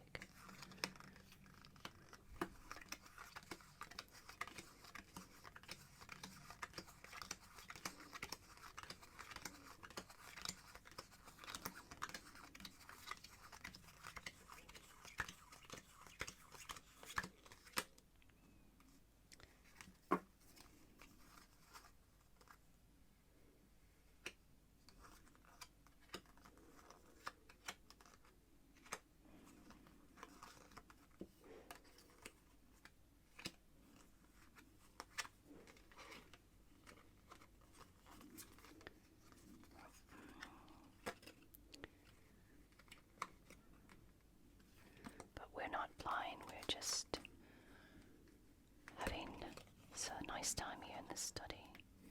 A nice, relaxed, early evening, afternoon. Okay. What are we doing here? stress, no lost luggage, no cancelled flights. Everything cool and calm and enjoyable. While we think of those poor people stuck in the airport without bees, knees, fizzes. Alright, what should we do here? I think getting rid of the sevens is probably the only option here. Could also get rid of the nines. But let's not live on the edge just yet. So that's going to be 1, 2, 3, no 2. So got quite a point there. And we're missing out these, which go on the top here. Alright. Let's get rid of those. And that. 1, 2, 3, 4, 5. And we've got 1, 2, 3, 4, 5. And one missing card, which we should pretend to forget because we really shouldn't be seeing each other's hands like this, but what's a little peek between friends?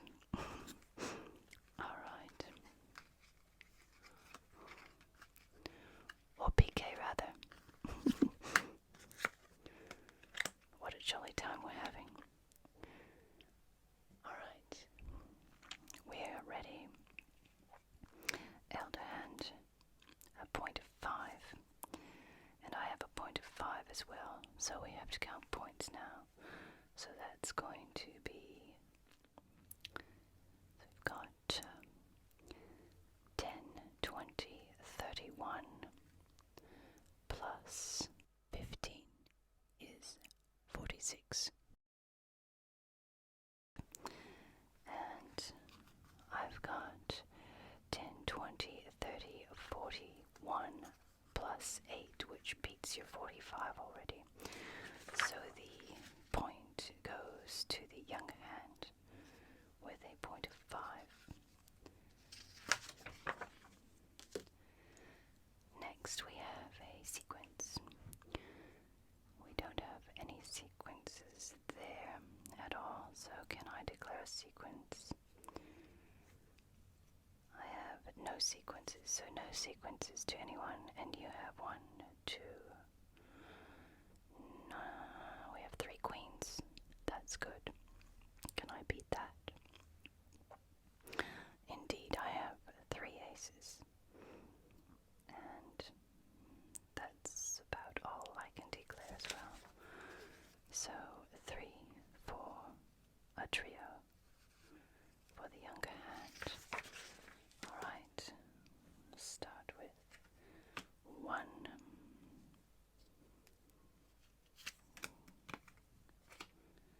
And were we 2, 3,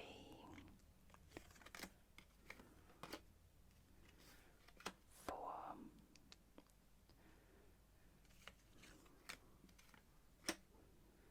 and 5.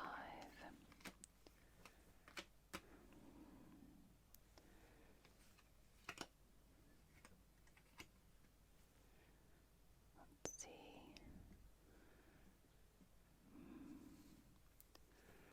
Well, I think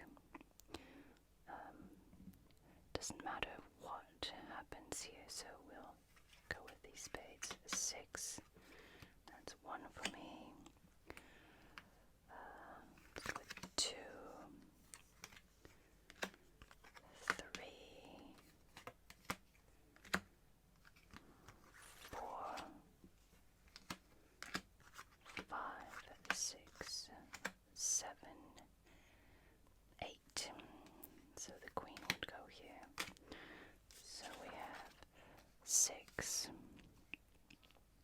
for the younger hand, or the elder hand, and 8 for the elder. And we've got to add 10 for the most tricks. 5 there and 18 there. Oh, so we've got 26 there and 6 there. So doing quite well. And we have 3 more hands in this partie. If we can stay upright long enough with our bee's knees.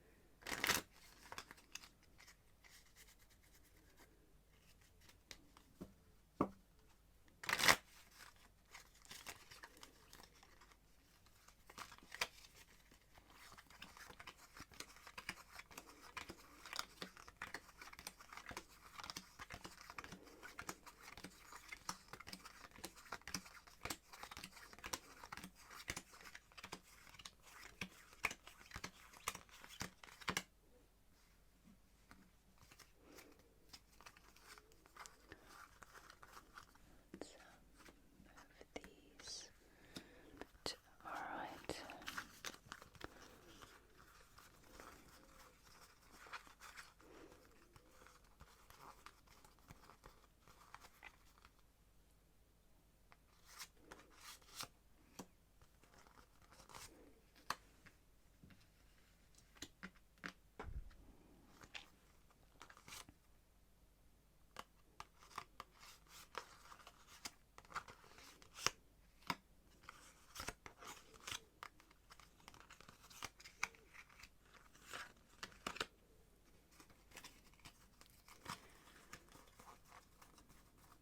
Well, that's looking good for you.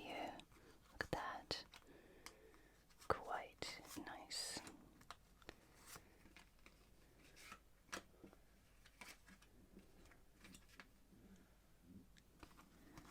And let's see.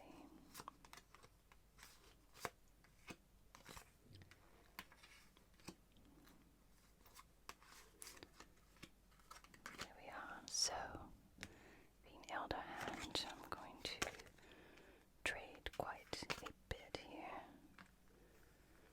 Form. I think let's stay with that. Might not be a great trade, but it's form. That one goes back. So that actually worked out quite well for me there with the spades.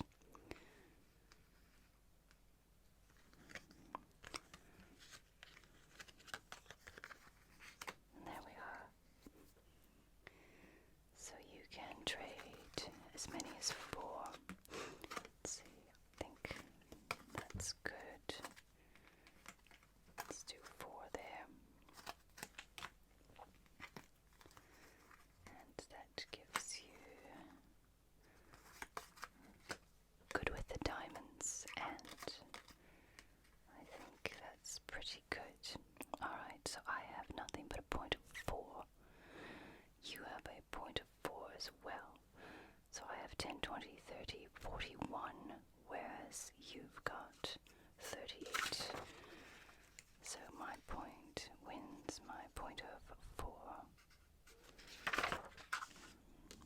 And a sequence of 4 as well.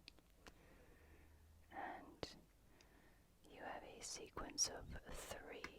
So one sequence of 4.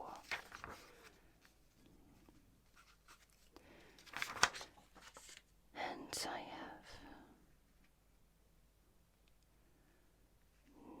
1, 2, 3 queens. That's all I can offer there. Look at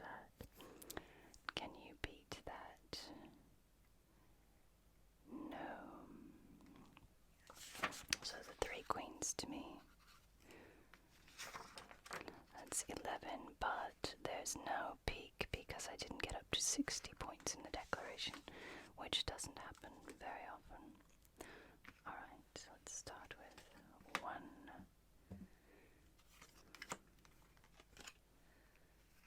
2, 3,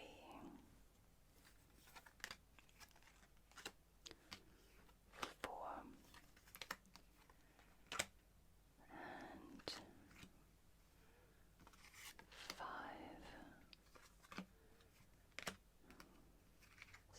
6,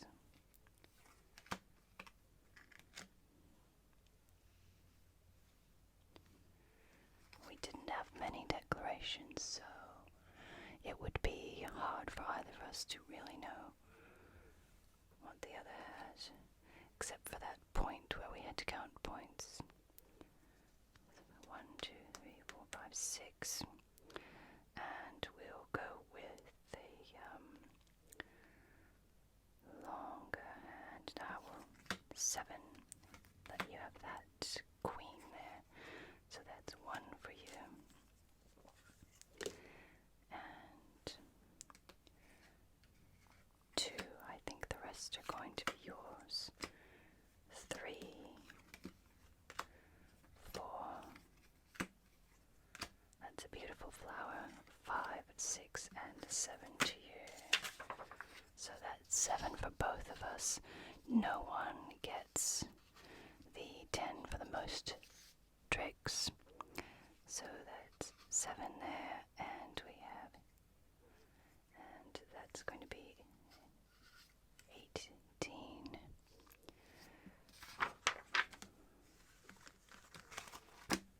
Time for some more fizz. It's getting low in the glass, and we have 2 hands left.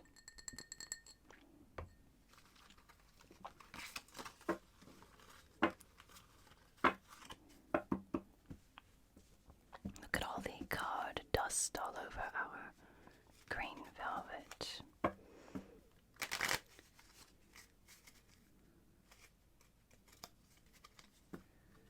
There we go.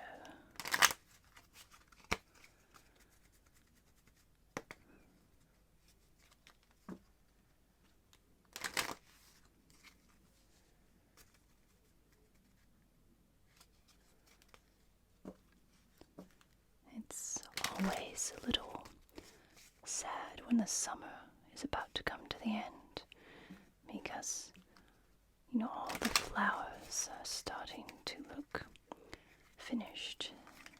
They've finished their blossoming and blooming.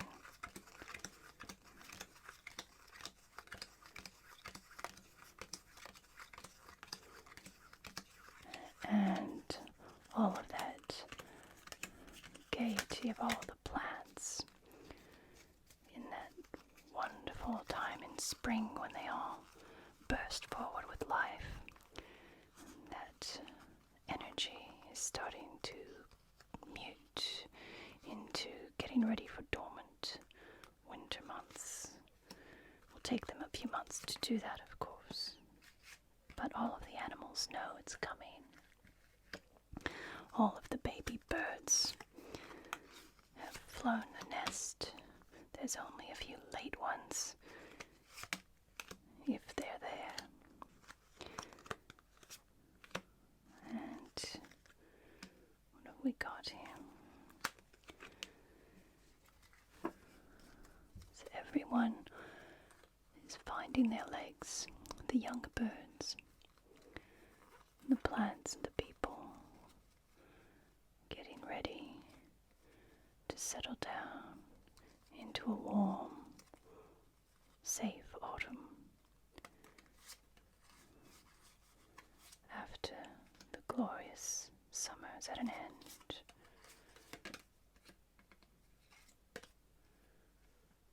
But we aren't lucky enough, like the animals, to be able to hibernate through the winter.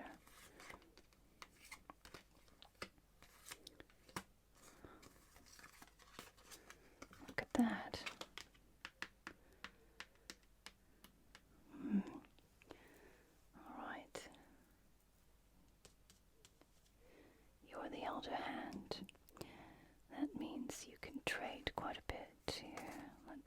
some things. Get rid of that. I think we'll leave that one. So 3. 1, 2, 3 there. And these stay. So we've got a little bit to work with, a little bit, and I can trade 5. I'm going to take a chance and take Mr. King's buddy there, and of course these ones, 3 and 4. We'll go with 4. Have a mystery card. Not terribly bad. King's got his buddy back. Do you remember that song about my buddy? There we go. I'm going to put those over there with our 2 long suits. Alright, so you have a point of 4, and I have a point of 4. Let's see which point. 10, 20, 30, 40. And you have 10, 20, 39. So, again, I will get the point of 4. Sequence 4 there. Sequence of 4. I have a sequence of 4 as well. So yours goes to a queen, but mine goes to a king. So I get that sequence of 4. And do I have any other sequences? No. Alright. We've got 1, 2, 3 10s. And I've got 3 queens, which beats the 3 10s, but I don't have anything else. Very small scoring declarations, this one. Alright.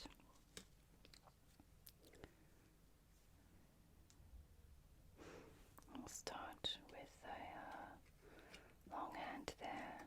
1. And I've got 1, 2, and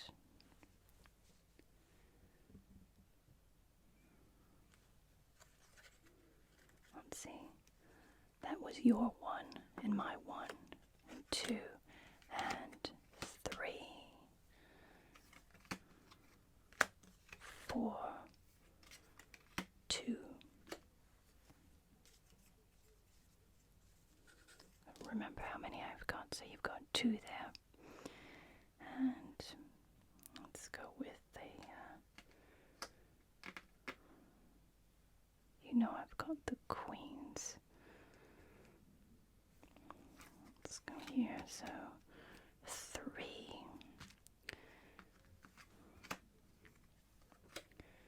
And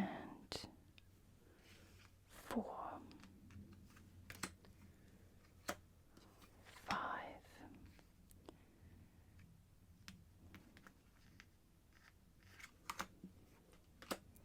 And 6. It's 5 for me. 6. And 7. 8, 9, and 10. So I've got 20 there, the 10 for the most. I've been putting those in the repeat. They actually go up here, like that. That's alright. Because there haven't been any repeats or peaks at all. Alright, so I've got 20 there. And you had 6, I think it was. So put 6 there. So that's going to be 31 and 6. Can you lose the summer house with this one. In fact, Piquet was such a popular game among the young gentry in the 17th and 18th centuries that it was actually banned in France and later in England for a while because these young gentlemen were losing their shirts playing cards. And you can see how the scoring with Piquet can be rather surprising. You can have a very low score and then lose everything.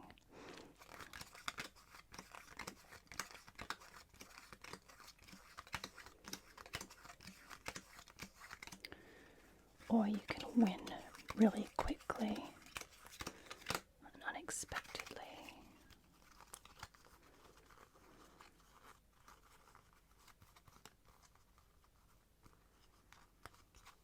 Okay, so we've got not too bad today. I think last couple of times we played, you really beat me soundly.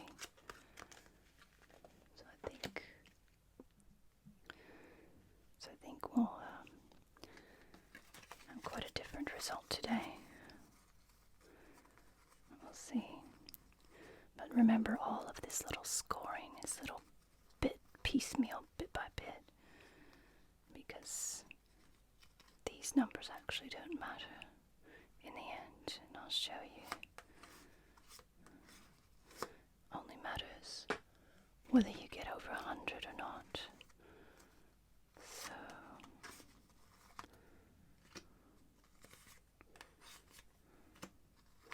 but I have the advantage because I'm the elder hand for the last hand. Alright.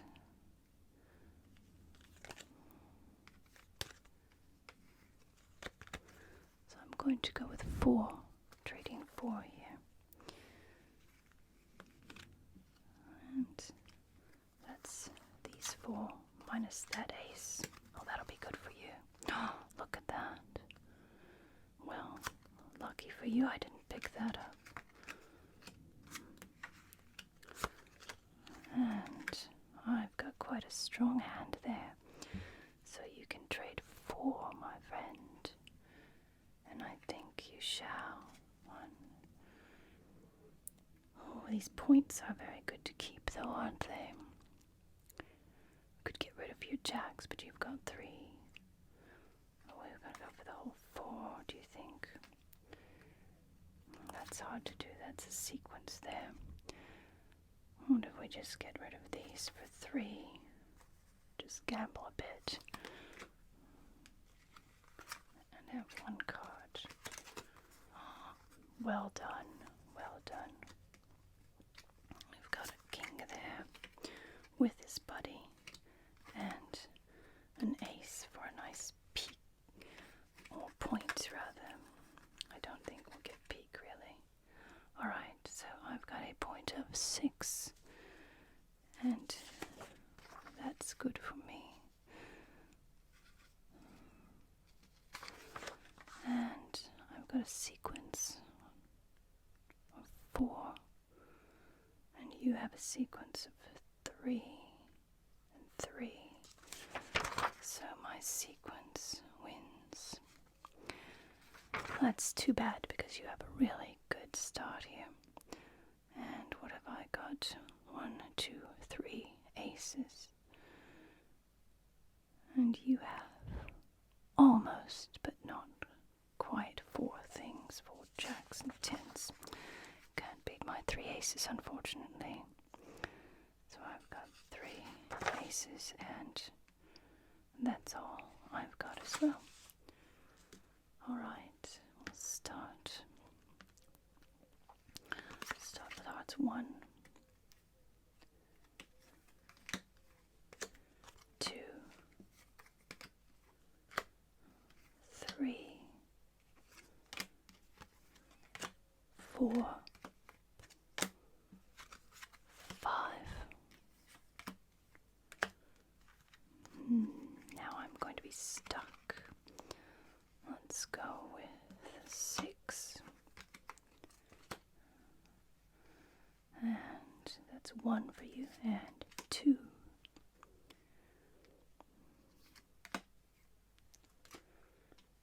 3, 4, 5, 6, 7, 8 for you. So that's 18 for you. And 6 for me, which makes 19 and 18. Alright, let's add them up. We've got player A. That's 24. No, that's still 14. And here we have, so that is 24. And that should not be 25. 25, yes. But you get the 24, so that's correct. Alright. And 8. And 6. And yes, I get a bit messy with the pencil. Sorry about that. 7, 6, and 31. The cards are starting to stick. I think it's time for some more bee's knees. Okay. Now, fix this a little bit. That's 6 there. And 18. There we go. And 25. 35. 26. And now we have 18. 31, which is there, and 19. Hope we can read that. Right. So here, if you can read all of those, adds up to 69. And this one, very high scoring, 154. So that's not what I actually score for points for the party. So because I won, I'm the only one who scores. Because you didn't get to 100. But of all the Piquet games that we've played together, this is the first time I've actually won. So I'm getting a little turn of my own now between friends here. So you didn't cross the Rubicon, which is getting to 100. So it's the 100 for me plus the sum of the two scores, which will be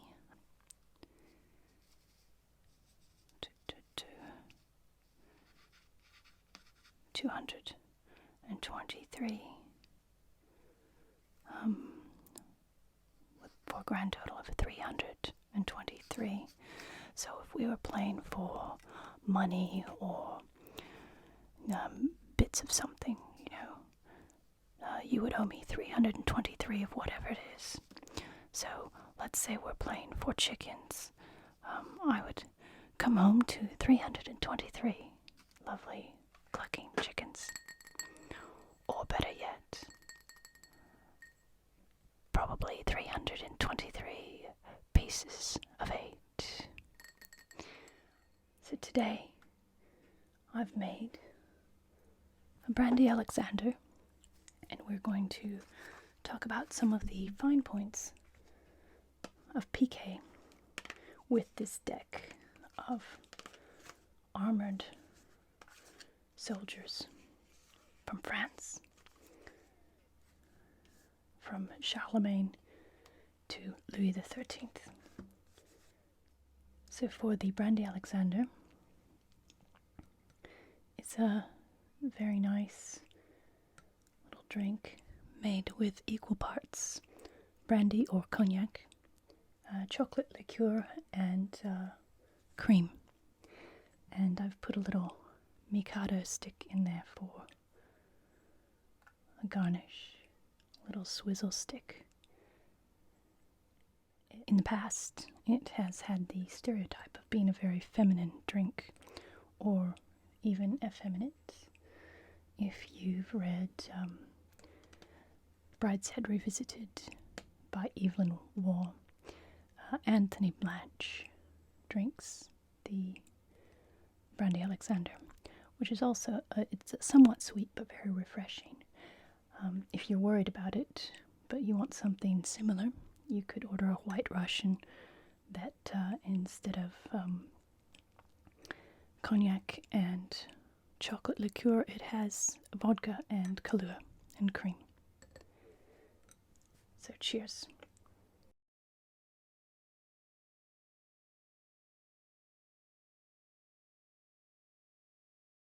Let's have a look at our cards.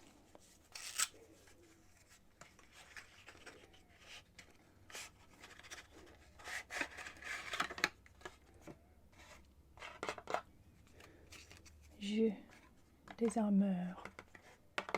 So, card game of armor.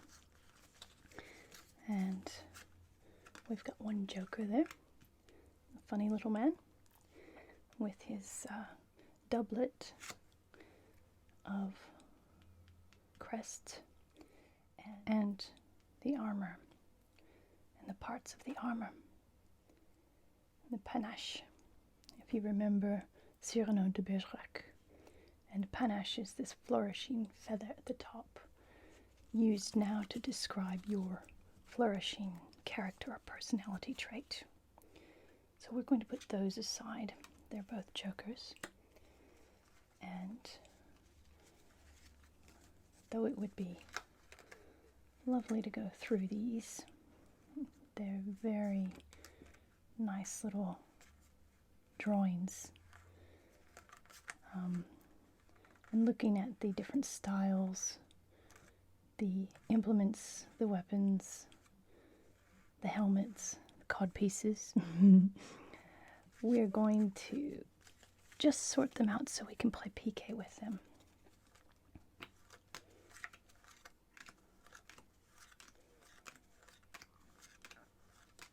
I think we'll use the one as the ace. And looks like a game of Piquet has already been played with these, because we've got, oh look, Jeanne d'Arc, Joan of Arc. And these will be the ones that we won't play with. I'll just shuffle through these so you can see them really quickly. If we have time, we'll, wow, look at his panache there. And quite a big cod piece as well. If we have time later, we can go through and have a look at some of the pictures.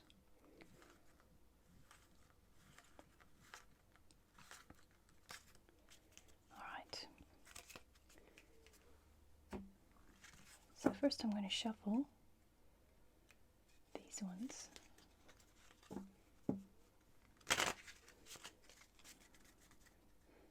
So I've played a couple games of Piquet for you on video.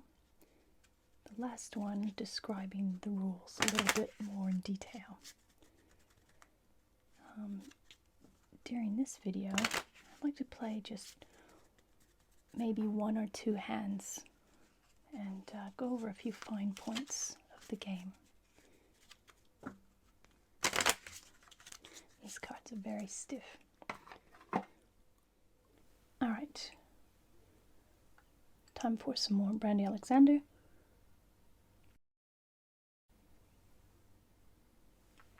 And when we deal with Piquet, we're going to deal 12 cards each.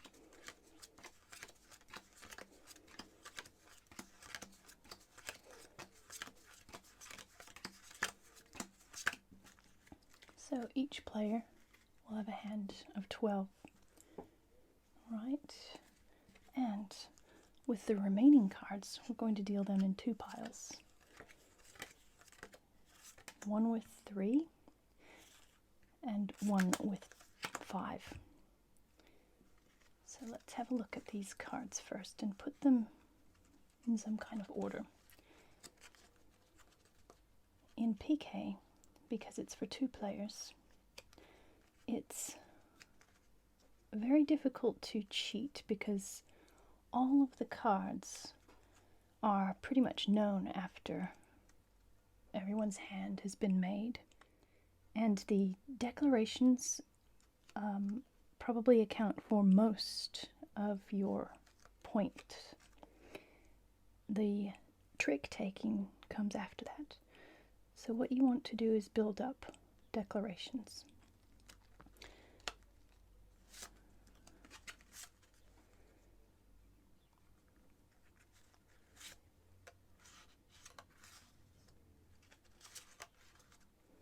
So we've got valets and queens.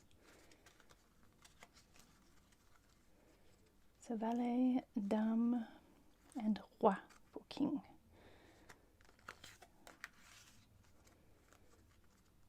Right.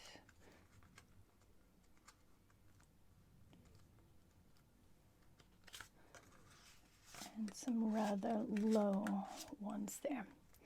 So there you can see player A has quite a lot of red, a lot of hearts. And I'm going to set them there. So the player who did not deal is called the elder hand. And the elder gets first choice of trading cards for this pile of 5. So the elder can trade as many as 5 cards. To decide what we want to trade, if we need to trade anything, we have 5 hearts, so 5 in one suit. We only have 1 club, and we have a run of 3 in the diamonds and just 2 spades. So what we're looking for is the most amount of one suit and sequence. And our sequence here is 3 and a sequence of 3 there. And also we're looking for a set. So here we have no sets. A set consists of 3 or more of the same card from 10 up. So you can't have a set of 7, 8, or 9. So you need 3 tens, 3 valets, 3 queens or 3 kings or 3 aces, at least. Sometimes you can have 4. We don't have any of that in this hand. What we're going to do is leave the hearts because we might get a good point.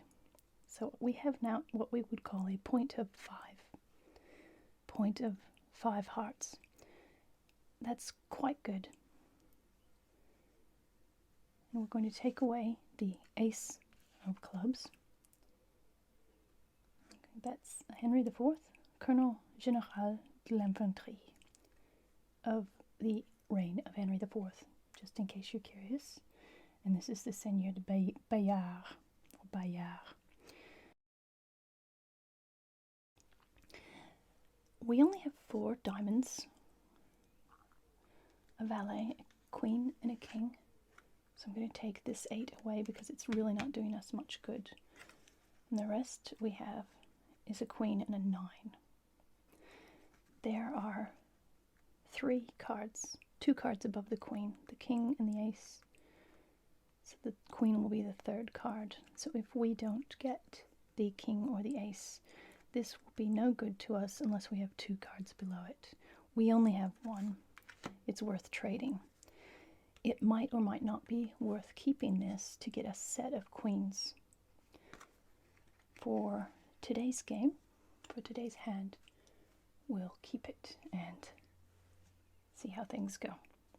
Alright, so what we're going to do is the elder hand is trade 3, which means we take the pile of 5, we take 3 from the top, and we're allowed to look at the bottom 2. The bottom 2 has the ace of spades and the 7 of diamonds. We know the other player is going to get that if they decide to take some. So the younger player can now trade up to 5 cards. The 3 they already had, plus the 2 from the top. And those are the cards that we've discarded. So in essence, nobody would know what they were except you. So we've got now a valet and a queen in spades. We know the opponent will have the ace if they trade, and a 10 and an ace in clubs. Not a great hand, but at least we've got one ace. Let's see what the opposing player has. So this will be the younger hand.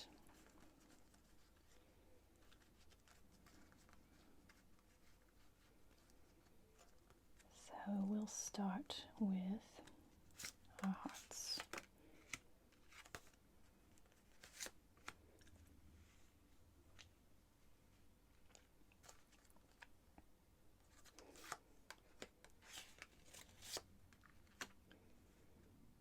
So remember, unlike bridge, where there are trump suits, Piquet does not have that. So there's no bidding, but there are declarations. So this is not a bad hand at all.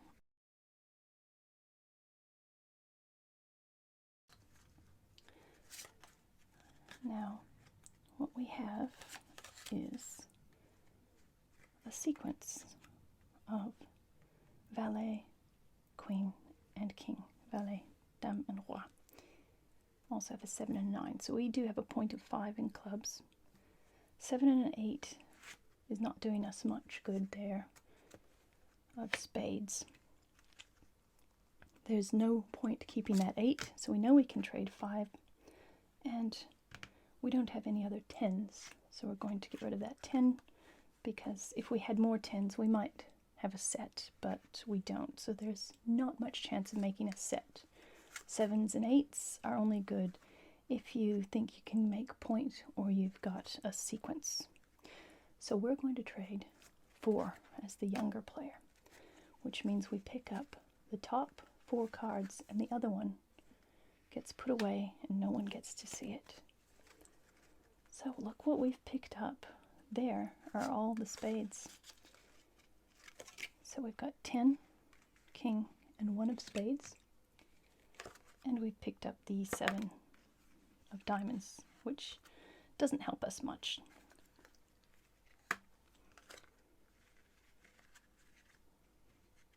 So now we're ready for declarations. Time for some more Alexander. And this is a scorecard that I've made up because I used to play all the time, and it helps keep things in order. So I'll be putting this up in the corner there during the game from time to time to show you how these are scored. As the elder hand, player A begins declarations. Declarations are begun with point, or how many cards of the same suit. 5 is a pretty good point. So player, the elder, declares point of 5. Here, the younger hand also has 5. If the younger hand did not have 5, then the points would go to the elder hand. However, we have to break this tie. In order to break the tie, the younger hand declares how much. This tells the elder hand that he has 5 in the same suit as well. So we have to count points or values to determine which player will win this point declaration. Aces are worth 11. face cards, the king, the valet, the queen, are all worth 10 each. Every other card is worth its face value. So we'll count the points to answer the younger player. So the elder hand has 10, 20, 30, 46. So the elder will say 46. These values are only good in determining who wins the tie. They aren't points that are added up for the score. So the younger hand has 10, 20, 30, again 46. They both have the same amount, so no one gets the point score. Next is declaration of sequences. Here we know we have a sequence of 9, 10, and valet, 9, 10, jack. We also have a sequence of jack, queen, king in diamonds. So that's what we will go with, the diamonds, because it's a higher top card. So the elder hand will make the declaration for sequence of 3. Can the younger hand beat that with a sequence of 4?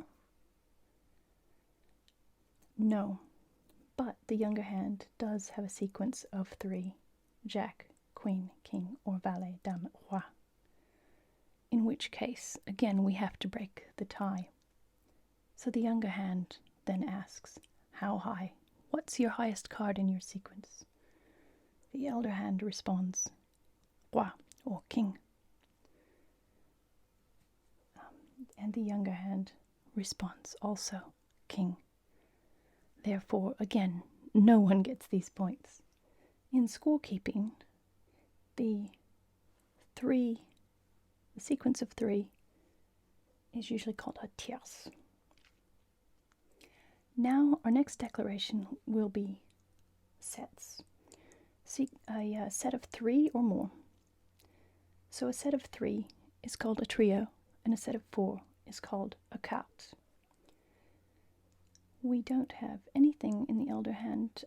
We have 1, 2, 3 valets. We only have 1 ace. And it's a good guess from the elder hand that the younger hand has those 3 aces, because you wouldn't throw them away. However, we have to remember there is 1 card that is unaccounted for. Also, we've got 7, 9, 10, jack, and king of hearts. We didn't throw away any hearts, so we know that the younger player must have the ace and the queen, unless it's in the mystery card, and possibly the 8, unless they threw it away. And did they? They did.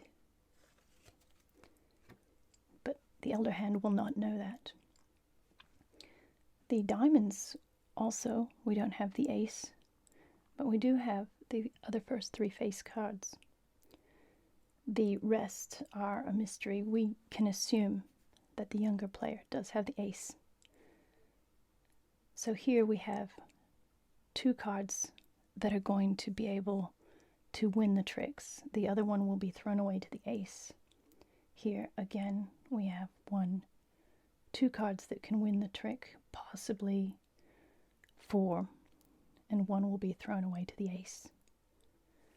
Here, and with our spades, we can assume that the younger player has the king and the ace.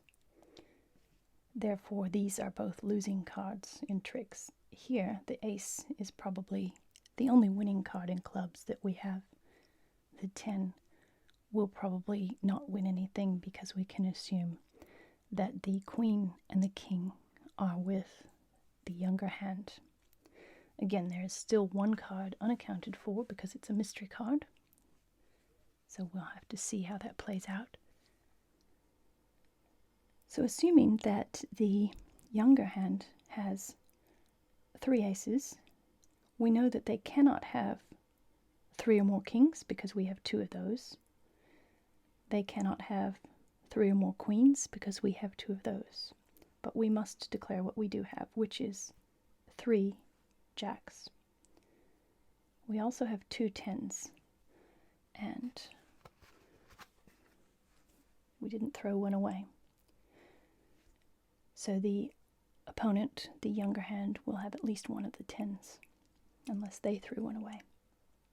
So we make the set declaration of a trio of jacks or valets. Can the younger hand beat that? Well, we've got 1, 2, 3 aces. Those are higher than kings in Piquet, so we make the declaration of no good, 3 aces. So now we can score. We'll get our pens.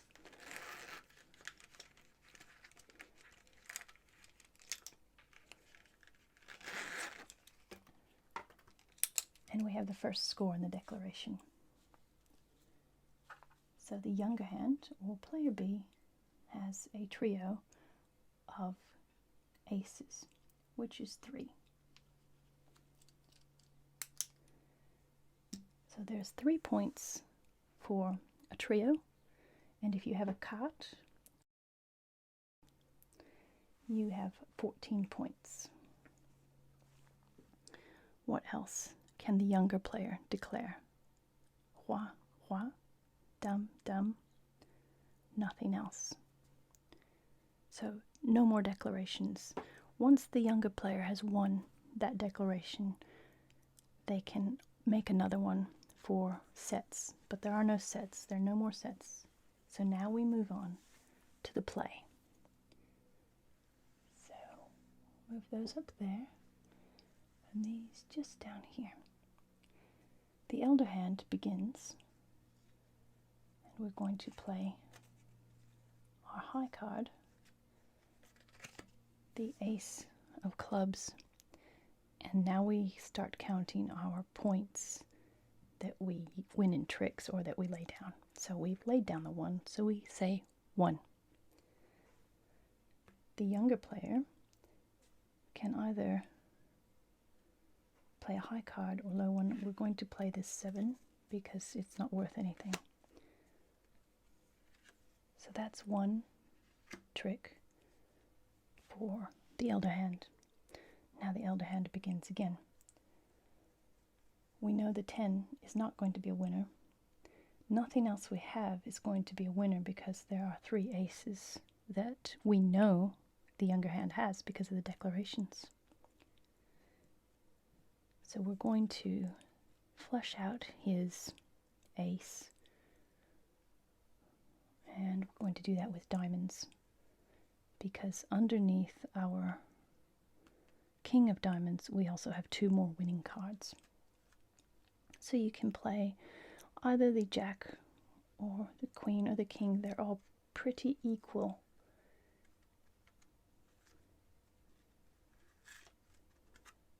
Against that ace. So there is trick 2. And that gets lost to the ace of diamonds. So in taking that, the younger player declares 1 point. Now the younger player can play. And as the younger player, we're going to try and get some more points here. So 2. Have nothing to play here because we know we don't have any winning cards in spades. 3. And 4.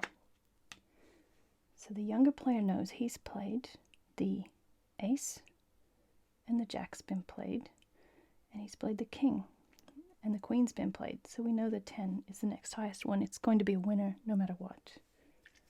It is going to win because the elder hand has no more spades. So we find a card to throw away, which will be the 7.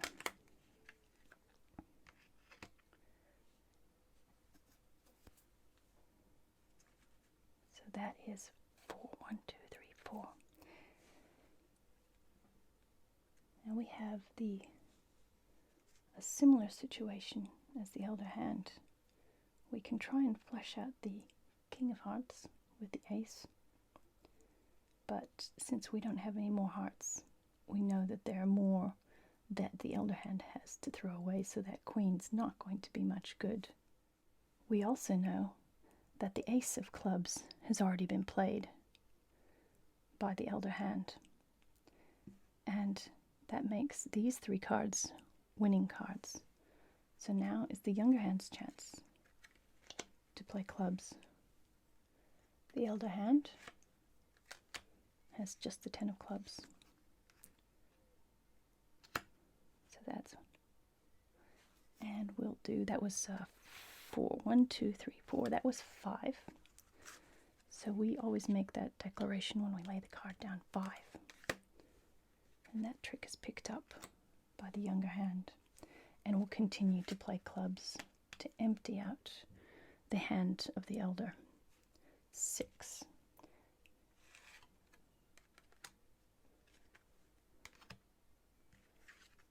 7.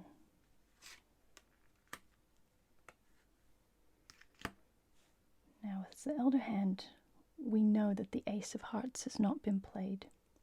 And if we get rid of that jack, the king is no longer going to be a winner. So we have to worry about that and this one as well. But we know that the ace of diamonds has been played. So both of these cards are winners if they're played in their suit. So now we're going to go 8, and we can throw this away. Now what can the younger hand do? Well, you've got a heart. 9. And here we're going to get rid of the jack. And 10. And the elder hand picks that up with the king, and that's 3 for the elder hand. And 4. And as the elder hand picks up the last trick, we say 5, so you get an extra point for picking up the last trick. The elder hand then, for play and tricks, has taken 5. The younger hand has taken 10. So we've got 1, 2, 3, 4, 5, 6, 7, 8, 9, and the 10 that got taken. So that's 10, plus the younger hand has taken more tricks than the elder hand. So that's plus 10 onto that. So that's 20 points in trick taking for the younger hand. Now, do you think you know what that mystery card is? It's the 9. No one missed that. And it's Charles IX.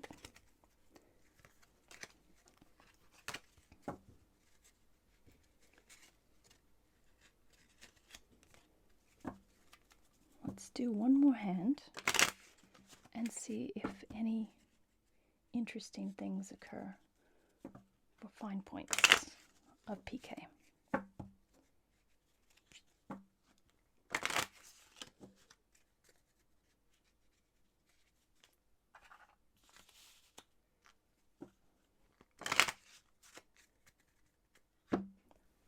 And the last of our Brandy Alexander, or not quite the last. There will be one more little sip.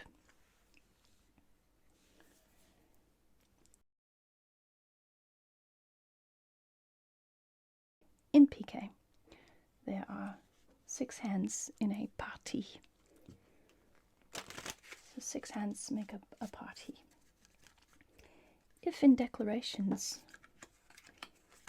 the one player gets up to 30 points before play has commenced and before the other player has been able to declare any points, then a 30 or 60 point peak is added to that player's score.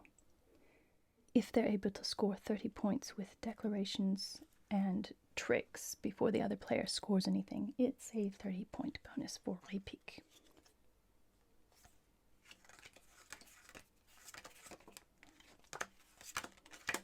Okay, bit of sloppy dealing with the slippery cards. They are very stiff.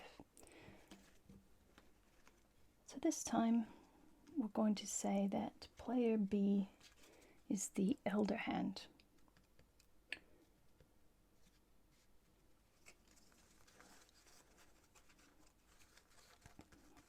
And it looks like a pretty good hand to start with.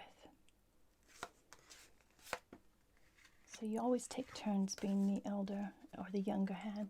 Let's see if I can get those just in the right spot.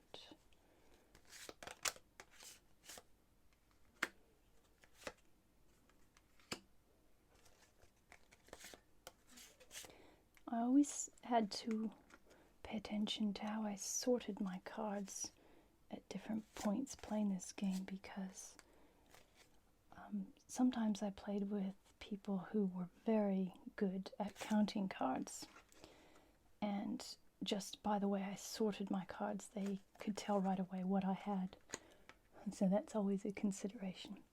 So there, as the elder hand, player B now, who was the younger hand in the last hand that we played, has the option to trade at least 5 cards. So we'll start with the clubs.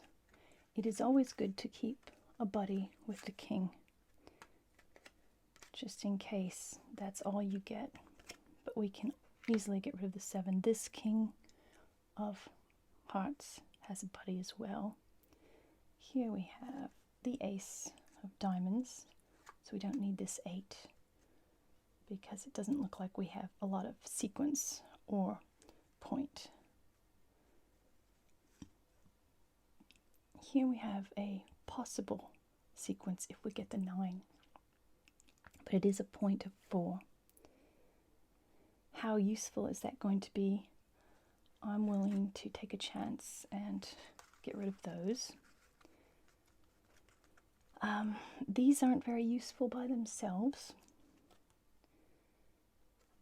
but we are only allowed to change 1 more card, and I think that would make things a bit awkward. So we're just going to change 4, and those are the ones we're changing. The 7 and 8 of spades, 8 of diamonds, 7 of clubs. So we declare 4. We take the first 4, go look at the last one, the 9 of spades, which we needed and aren't going to have now, and that goes on top of the other one, which means the younger player has the option of trading up to 4. What have we gotten here? Not bad. We have a 10 of diamonds, which might or might not be of any use at all. That's a throwaway card. We have the queen of spades, so that gives us a sequence of 3 there in spades, and we have some friends for the king of hearts, the 9, the jack, and the king. So we have a solid point of 4 in hearts. It's not a great hand, but we'll see how we can do. Let's see what the younger hand has.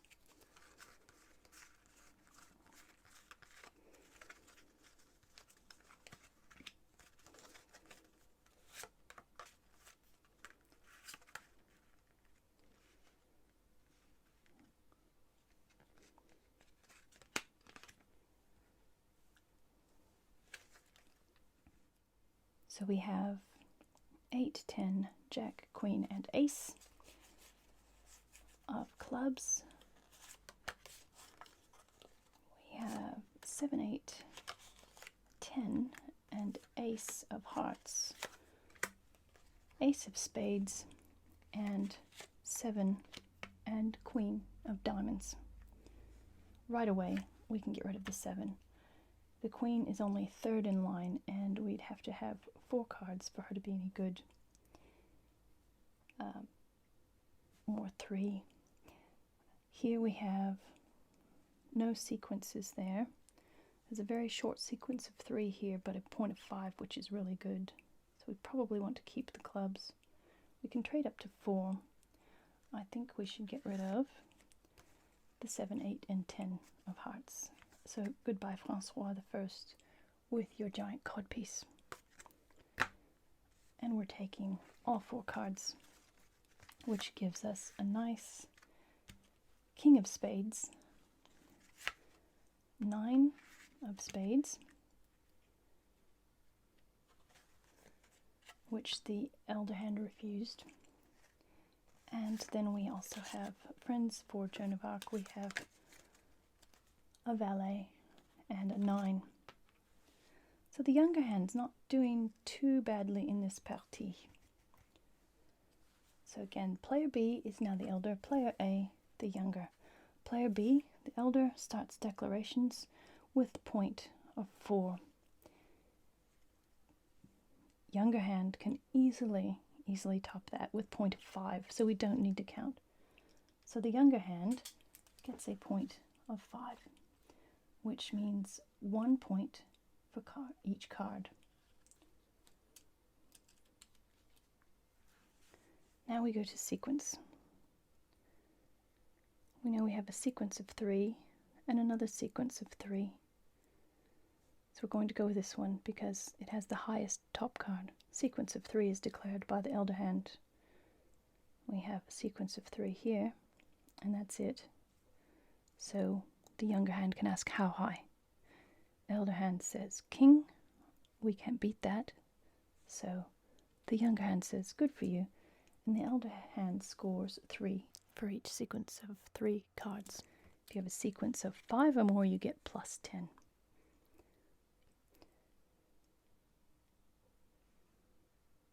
So with that tierce, it's now time for the sets. Trios and cartes. We have a trio of kings, but we also know that the younger hand is probably going to have the 3 aces.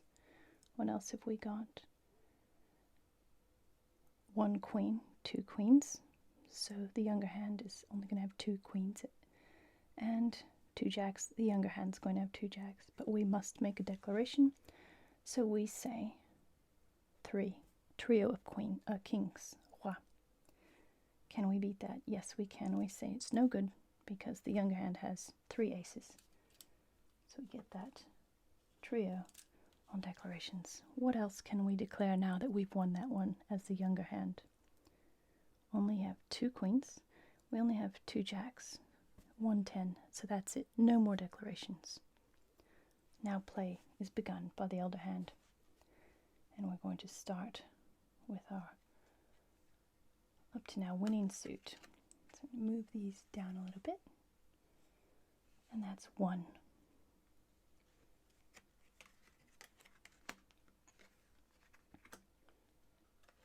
2.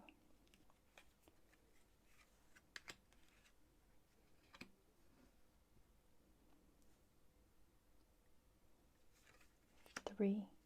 Here I'm playing out the diamonds because I want to get that queen out of there. And now I know that the younger hand is going to start because I can give away my 9 if he plays the ace of clubs. Equally, I've got 3 cards here. One of them will be a winner because the younger hand will have the ace and the king. Here, 3 of these cards, well, at least 2 will be winners to the ace of hearts. So now that the younger hand has first play, I'm going to go with our long suit 1. Oh, sorry, the younger hand took that, so that's going to be 1, and this is 2.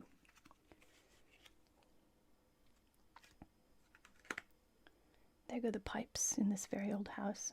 I don't know if you can hear them, but sorry about the hissing.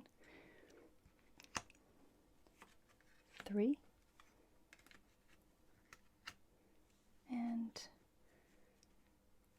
we know that the elder hand probably can beat that, so I'm not going to press with that. And we're going to try and flush out the king. 4. We can get rid of that. So I know the king is still at large, So one of these cards is going to be a loser. So what I can do is either flush out the rest of his spades, or go for a win with a heart and then flush out either the clubs or the spades. I think I'm going to flush out his king. 5. And that is 4 for the elder hand.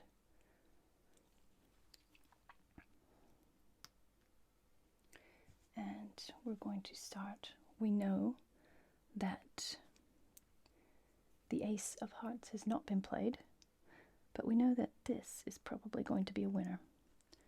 So we're going 5. And we'll flush out the ace. 6. 6. 7, and the rest are winners. 8, 9, and 10. So again, the younger hand has scored 20 points in tricks, 10 on the face, and plus 10 for the most tricks. And the elder hand has scored 6. So there you have 2 hands in one partie of Piquet. Bringing the totals down, you can see the places for Pique is plus 60 and Ray Pique is plus 30. Neither player scored that. So we have the totals for player A, 5 and 25, and for player B, 23 and 12. After 6 hands in the final scoring, the player who has the most points scores a total of 100 points, and the loser scores nothing. If the loser has crossed the Rubicon, or the total of their points adds up to more than 100, then in addition to the 100 points, the winner scores the difference of the 2 scores. If the loser has not crossed the Rubicon, the winner then scores 100 plus the sum of the scores. So you can really lose your shirt in this game, or the summer cottage. And that's our last sip of Brandy Alexander.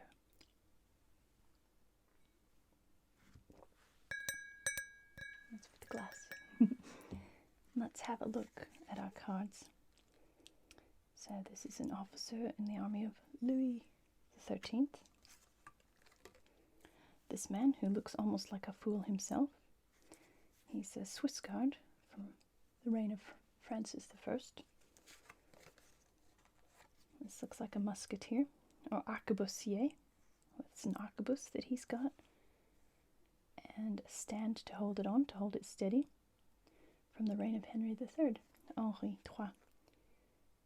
We have another cool, I don't know what that weapon is. Very weird looking thing. Coulevrinier. Looks like another projectile firing weapon from the reign of Louis XI. And another one from the reign of Francois I, a halberd bearer. And here's Mr. Codpiece from the reign of Francis I.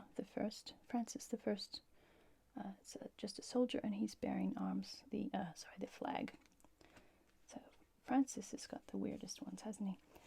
Another one from Louis XIII, and a little firearm there, a very small firearm, musketeer. And where is Louis? Here he is. That's our early musketeer from 1601 to 1643, so during the 30 Years' War. Another Louis XII. This is a knight with his armor and his coat there. He's not wearing a pelisse. He's got a very beautiful scabbard for his sword, blue with some gold on it, gold fleur-de-lis. This one is from Henry II. It looks like he's an archer, a Scottish archer. So we know that Henri II, during that reign, Scotland was allied with France. and I think it was his wife, Marie. I'm not going to go there because I think I might say something wrong, so I'll just leave that as it is. Now we have an officer of the gate, Henry II. Now we have another knight with his armor and very big broadsword from the reign of Charles VII. Charles VII. Look at that. That is a queen with a very, very large headdress and heavy silk from the reign of Charles VII again. Let's put Charles' reign over here. And this one, again, Charles VII, and this is the armor and emblem of Larrier. This, with his little pick, looks like tournament armor rather than battle armor. Here is a jouster. Jean Pourtant Xaintrailles. Again, Charles VII. Very fancy armor. And a little bit later, Charles IX. Here we have armor that's covering the pantalettes, a little bit, pantaloons rather, and also a striped pelisse. This is even earlier, probably the earliest one. This is a warrior in the reign of Charlemagne. So we have plated armor there with a helmet, and it looks like a little feather on top. You can see the shield is quite different as well. And we've got a different kind of sword too, halberd there. Another codpiece special from the reign of Francis I. And again, these men are very colorfully dressed. I think Francois gets the prize for that. Henry IV, very well covered there with chainmail and armor. That is an infantry colonel. I should put him here where we can see him. And we have another beautiful lady in her dress lined with ermine and white silk with a beautiful belt and chain. Diane de Poitiers. And surprisingly, this beautiful dress goes with the reign of François Ier. Philippe le Bon III.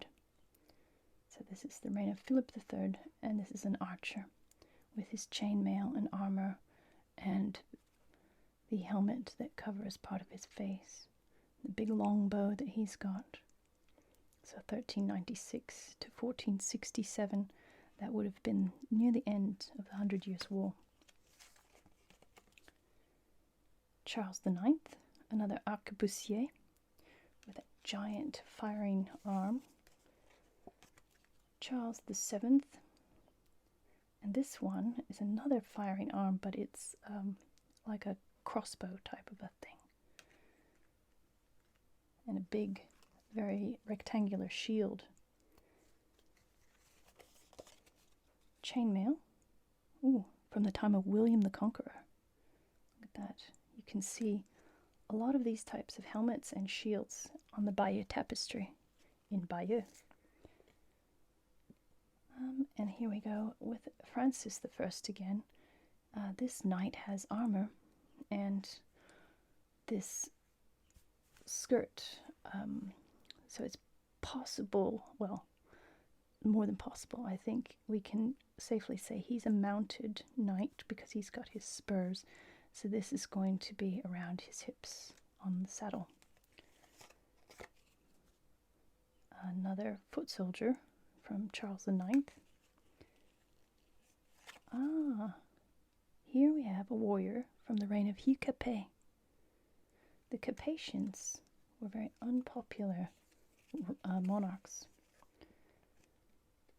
Catherine de' Medici, that's the one I was trying to think of, the wife of Henry II, in her beautiful ornamental gown. Another from Henry II, and this is a knight in jousting armor with his lance. So both of these from Henry II.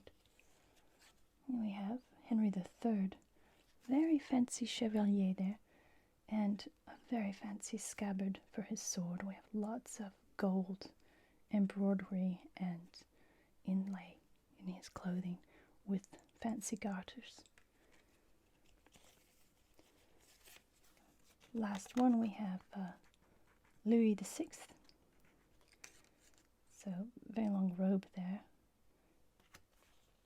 as well as chainmail over the top. Jeanne d'Arc, of course, and a foot soldier from the reign of Henry VII. So we can look at the armor once again. So you can see all of the parts of that suit of armor. But when it gets complicated is with the cloth pieces that cover them. And the parts that cover the thighs have different names depending on which part of the thigh they cover. So not all of the names are here. It's a very complex thing, armor. There we are. Thank you for spending this time playing Piquet with me once again. I hope that you've enjoyed going over some of the fine points of the game and that you found it relaxing. If you have enjoyed it, please like and subscribe to my channel. Be good to yourself. Be kind to others. And above all, be extraordinary.